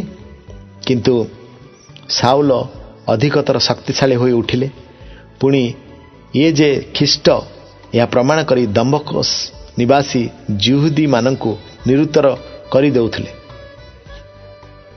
ଅନେକ ଦିନ ଗତ ହେଲା ଉତ୍ତାରେ ଜିହୁଦୀମାନେ ତାଙ୍କୁ ବଦ୍ଧ କରିବା ପାଇଁ ଏକତ୍ର ମନ୍ତ୍ରଣା କଲେ। କିନ୍ତୁ ସେମାନଙ୍କର ଚକ୍ରାନ୍ତ ସାଉଲଙ୍କର କର୍ଣ୍ଣଗୋଚର ହେଲା। ଆଉ ସେମାନେ ଯେପରି ତାଙ୍କୁ ବଦ୍ଧ କରିପାରନ୍ତି ଏଥି ନିମନ୍ତେ ଦିବାରାତ୍ର ମଧ୍ୟ ନଗର ଦ୍ୱାର ସବୁ ଜଗି ରହିଲେ। କିନ୍ତୁ ତାଙ୍କର ଶିଷ୍ୟମାନେ ରାତ୍ରି କାଳରେ ତାଙ୍କୁ ଘେନି ଗୋଟିଏ ବେତାରେ ପ୍ରାଚୀର ଦେଇ ତଳକୁ ଓହ୍ଲାଇ ଦେଲେ। ପ୍ରେରିତ 9 ପର୍ବ 26 ପଦ ଠାରୁ 31 ପଦ ପର୍ଯ୍ୟନ୍ତ।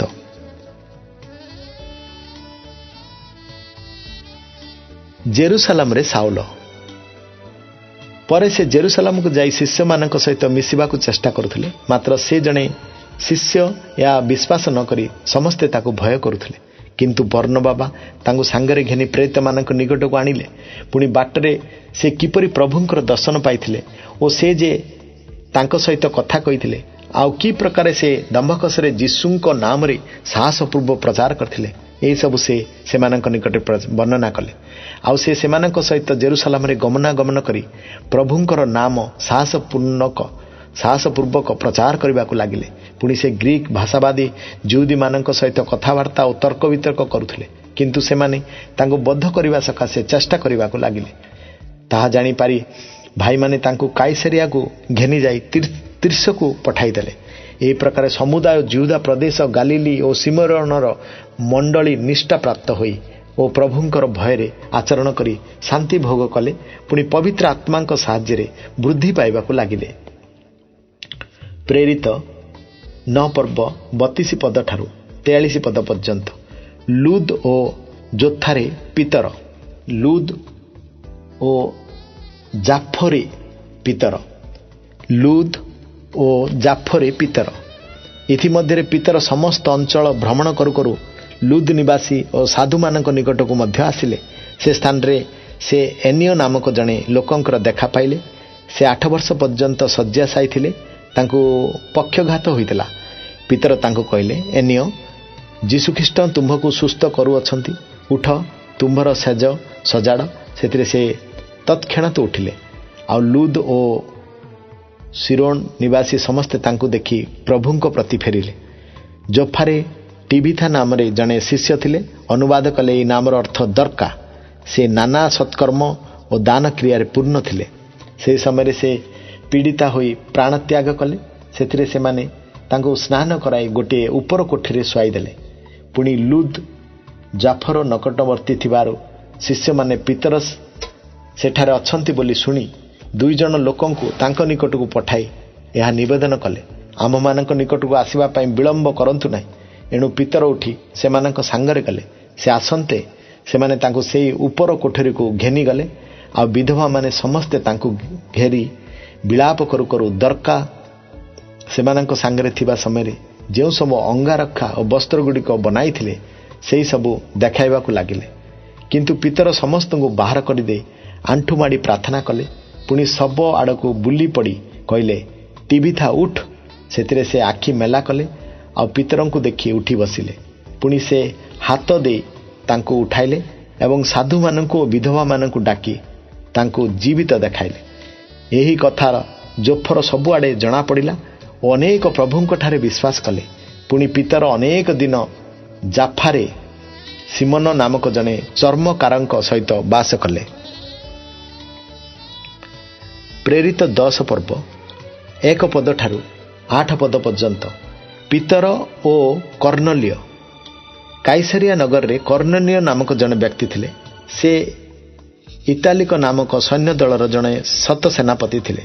ସେ ଜଣେ ଭକ୍ତ ଆଉ ସପରିବାରରେ ଈଶ୍ୱରଙ୍କୁ ଭୟ କରୁଥିଲେ। ସେ ଲୋକମାନଙ୍କୁ ବହୁତ ଦାନ ଦେଉଥିଲେ ଆଉ ସର୍ବଦା ଈଶ୍ୱରଙ୍କ ଛାମୁରେ ପ୍ରାର୍ଥନା କରୁଥିଲେ। ଦିନେ ଅପରାହ୍ନ ପ୍ରାୟ 3 ଘଣ୍ଟା ସମୟରେ ସେ ସ୍ପଷ୍ଟ ରୂପେ ଗୋଟିଏ ଦର୍ଶନ ପାଇଲେ, ଯେପରି ଈଶ୍ୱରଙ୍କର ଜଣେ ଦୂତ ତାଙ୍କ ନିକଟକୁ ଆସି କହୁଅଛନ୍ତି, ହେ କର୍ଣ୍ଣଲିୟ। ସେଥିରେ ସେ ତାଙ୍କ ପ୍ରତି ଏକ ଦୃଷ୍ଟିରେ ଚାହିଁ ଭୀତ ହୋଇ କହିଲେ, ହେ ପ୍ରଭୁ, କ'ଣ? ସେ ତାଙ୍କୁ କହିଲେ, ତୁମ୍ଭର ପ୍ରାର୍ଥନା ଓ ଦାନ ସବୁ ସ୍ମରଣାର୍ଥକ ବଳି ସ୍ୱରୂପେ ଊର୍ଦ୍ଧ୍ୱରେ ଈଶ୍ୱରଙ୍କ ଛାମୁରେ ଉଠିଅଛି। ଏବେ ତୁମେ ଜାଫାକୁ ଲୋକ ପଠାଇ ସିମନଙ୍କୁ ଡକାଇ ଆଣ। ତାଙ୍କ ଉପନାମ ପିତର। ସେ ସିମନ ନାମକ ଜଣେ ଚର୍ମକାରଙ୍କ ଅତିଥ୍ୟ ସ୍ୱରୂପେ ବାସ କରୁଅଛନ୍ତି। ତାଙ୍କ ଘର ସମୁଦ୍ର କୂଳରେ। ତାଙ୍କ ସାଙ୍ଗରେ କଥା କହୁଥିବା ଦୂତ ପ୍ରସ୍ଥାନ କଲା ଉତ୍ତାରେ ସେ ଆପଣା ଗୃହର ଦାସମାନଙ୍କ ମଧ୍ୟରୁ 2 ଜଣଙ୍କୁ, ପୁଣି ତାଙ୍କର ସେବା କରୁଥିବା ସୈନ୍ୟମାନଙ୍କ ମଧ୍ୟରୁ ଜଣେ ଭକ୍ତ ସୈନ୍ୟକୁ ଡାକିଲେ ଆଉ ସେମାନଙ୍କୁ ସମସ୍ତ କଥା ବୁଝାଇ ଜଫାଙ୍କୁ ପଠାଇଲେ। ପ୍ରେରିତ 10 ପର୍ବ 9 ପଦ ଠାରୁ 34 ପଦ ପର୍ଯ୍ୟନ୍ତ। ପିତରଙ୍କର ଦର୍ଶନ। ପରଦିନ ସେମାନେ ଯାଉ ଯାଉ ଯେତେବେଳେ ସେହି ନଗରର ନିକଟବର୍ତ୍ତୀ ହେଲେ, ସେତେବେଳେ ପିତର ପ୍ରାୟ ଦିନ 12 ଘଣ୍ଟା ସମୟରେ ପ୍ରାର୍ଥନା କରିବା ନିମନ୍ତେ ଛାତ ଉପରକୁ ଗଲେ। ଆଉ ସେ କ୍ଷୁଧିତ ହୋଇ ଭୋଜନ କରିବାକୁ ଇଚ୍ଛା କଲେ। କିନ୍ତୁ ସେମାନେ ଖାଦ୍ୟ ପ୍ରସ୍ତୁତ କରାଯାଇଥିବା ସମୟରେ ସେ ମୂର୍ଚ୍ଛିତ ହୋଇ ଦର୍ଶନ ପାଇ ଦେଖିଲେ ଆକାଶ ଉନ୍ନକ୍ତ ହୋଇଅଛି, ପୁଣି ଗୋଟିଏ ପାତ୍ର ତଳକୁ ଆସୁଅଛି, ଯେପରି ଗୋଟିଏ ବଡ଼ ଚାଦର ଚାରି କୋଣରେ ଧରା ହୋଇ ପୃଥିବୀ ଉପରକୁ ଖସାଇ ଦିଆଯାଉଅଛି। ସେଥିରେ ପୃଥିବୀର ସର୍ବପ୍ରକାର ଚତୁଷ୍ପଦ ପ୍ରାଣୀ, ସରୀସୃପ ଓ ଆକାଶର ପକ୍ଷୀଗୁଡ଼ିକ ଅଛନ୍ତି। ଆଉ ତାଙ୍କ ପ୍ରତି ଏହି ବାଣୀ ହେଲା, ହେ ପିତର, ଉଠ, ବଧ କରି ଭୋଜନ କର। କିନ୍ତୁ ପିତର କହିଲେ, ନାହିଁ ପ୍ରଭୁ, ମୁଁ କେବେ ହେଲେ କୌଣସି ଅପବିତ୍ର ଓ ଅଶୁଚି ପଦାର୍ଥ ଭୋଜନ କରିନାହିଁ। ପୁନଶ୍ଚ ଦ୍ୱିତୀୟ ଥର ତାଙ୍କ ପ୍ରତି ଏହି ବାଣୀ ହେଲା, ଈଶ୍ୱର ଯାହା ସୂଚି କରିଅଛନ୍ତି ତାହା ତୁମେ ଅଶୁଚି ବୋଲି ନ କୁହ। ଏହି ପ୍ରକାର 3 ଥର ହେଲା। ଆଉ ତତ୍କ୍ଷଣାତ୍ ଯେଉଁ ପାତ୍ରଟି ଆକାଶକୁ ଉଠାଇ ନିଆଗଲା, ପିତର ଯେଉଁ ଦର୍ଶନ ପାଇଥିଲେ ସେଥିର ଅର୍ଥ କ'ଣ, ଏହା ଭାବି ସେ ହତବୁଦ୍ଧି ହେଉଥିବା ସମୟରେ ଦେଖ, କର୍ଣ୍ଣଲୀୟ ପ୍ରେରିତମାନଙ୍କ ଲୋକମାନେ ସିମୋନଙ୍କ ଗୃହରେ ଅନୁସନ୍ଧାନ କରି ଦ୍ୱାର ନିକଟରେ ଠିଆ ହୋଇ ପିତର ଉପନାମ ପ୍ରାପ୍ତ ସିମୋନ ସେଠାରେ ଅତିଥି ସ୍ୱରୂପେ ବାସ କରୁଅଛନ୍ତି କି ନାହିଁ ତା ଡାକି ପଚାରିଲେ। ପିତର ସେହି ଦର୍ଶନ ବିଷୟ ଚିନ୍ତା କରୁଥିବା ସମୟରେ ଆତ୍ମା ତାଙ୍କୁ କହିଲେ, ଦେଖ, 3 ଜଣ ଲୋକ ତୁମକୁ ଖୋଜୁଅଛନ୍ତି। ଉଠ, ତଳକୁ ଯାଇ କିଛି ସନ୍ଦେହ ନ କରି ସେମାନଙ୍କ ସାଙ୍ଗରେ ଯାଅ, କାରଣ ଆମ୍ଭେ ସେମାନଙ୍କୁ ପଠାଇଅଛୁ। ସେଥିରେ ପିତର ସେହି ଲୋକମାନଙ୍କ ନିକଟକୁ ଓହ୍ଲାଇ ଆସି କହିଲେ, ଦେଖ, ତୁମେମାନେ ଯାହାକୁ ଖୋଜୁଅଛ ମୁଁ ସେହି। ତୁମମାନଙ୍କର ଆସିବାର କାରଣ କ'ଣ? ସେମାନେ କହିଲେ, କର୍ଣ୍ଣଲୀୟ ନାମକ ଜଣେ ସତ ସେନାପତି, ଯେ ଧାର୍ମିକ ବ୍ୟକ୍ତି ଓ ଈଶ୍ୱରଙ୍କୁ ଭୟ କରନ୍ତି, ପୁଣି ସମସ୍ତ ଯିହୁଦୀ ଜାତିର ନିକଟରେ ସୁଖ୍ୟାତି ପ୍ରାପ୍ତ, ସେ ନିଜ ଗୃହକୁ ଆପଣଙ୍କୁ ଡକାଇ ପଠାଇ ଆପଣଙ୍କଠାରୁ କଥା ଶୁଣିବା ନିମନ୍ତେ ପବିତ୍ର ଦୂତଙ୍କ ଦ୍ୱାରା ପ୍ରତ୍ୟାଦେଶ ପାଇଅଛନ୍ତି। ସେଥିରେ ସେ ସେମାନଙ୍କୁ ଭିତରକୁ ଡାକି ନେଇ ସେମାନଙ୍କର ଆତିଥ୍ୟ କଲେ। ତହିଁଆର ଦିନ ସେ ଉଠି ସେମାନଙ୍କ ସହିତ ପ୍ରସ୍ଥାନ କଲେ। ପୁଣି ଜାଫୋ ନିବାସୀ ଭାଇମାନଙ୍କ ମଧ୍ୟରୁ କେତେକ ଜଣ ତାଙ୍କ ସାଙ୍ଗରେ ଗଲେ। ପରଦିନ ସେମାନେ କାଇସରିଆରେ ପ୍ରବେଶ କଲେ। ଆଉ କର୍ଣ୍ଣଲୀୟ ଆପଣା ଆତ୍ମୀୟ ଓ ନିକଟସ୍ଥ ବନ୍ଧୁମାନଙ୍କୁ ଡାକି ଏକତ୍ର କରି ସେମାନଙ୍କର ଅପେକ୍ଷାରେ ଥିଲେ। ପିତର ପ୍ରବେଶ କରନ୍ତେ କର୍ଣ୍ଣଲୀୟ ତାଙ୍କୁ ଭେଟି ଚରଣ ତଳେ ପଡ଼ି ତାଙ୍କୁ ପ୍ରଣାମ କଲେ। କିନ୍ତୁ ପିତର ତାଙ୍କୁ ଉଠାଇ କହିଲେ, ଠିଆ ହୁଅ, ମୁଁ ମଧ୍ୟ ଜଣେ ମନୁଷ୍ୟ। ସେଥିରେ ସେ ତାଙ୍କ ସାଙ୍ଗରେ ଆଳାପ କରୁ କରୁ ଭିତରକୁ ଯାଇ ଦେଖିଲେ ଅନେକ ଲୋକ ଏକତ୍ରିତ ହୋଇଅଛନ୍ତି। ଆଉ ସେ ସେମାନଙ୍କୁ କହିଲେ, ଅନ୍ୟ ଜାତିର କୌଣସି ଲୋକ ସାଙ୍ଗରେ ମିଶିବା କିମ୍ବା ତା ପାଖକୁ ଯିବା ଯିହୁଦୀ ଲୋକଙ୍କ ପକ୍ଷରେ କିପରି ବିଧିସଙ୍ଗତ ନୁହେଁ ତା ଆପଣମାନେ ଜାଣନ୍ତି। ତଥାପି କୌଣସି ଲୋକଙ୍କୁ ଅପବିତ୍ର କି ଅଶୁଚି ବୋଲି ନ କହିବାକୁ ଈଶ୍ୱର ମୋତେ ଦେଖାଇଅଛନ୍ତି।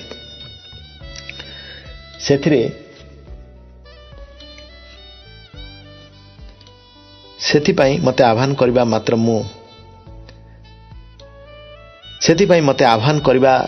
ମାତ୍ର ମୁଁ ମଧ୍ୟ ଆପତ୍ତି ନ କରି ଆସିଲି। ଏଣୁ ମୁଁ ପଚାରେ, କି ନିମନ୍ତେ ଆପଣମାନେ ମୋତେ ଡକାଇ ଅଛନ୍ତି?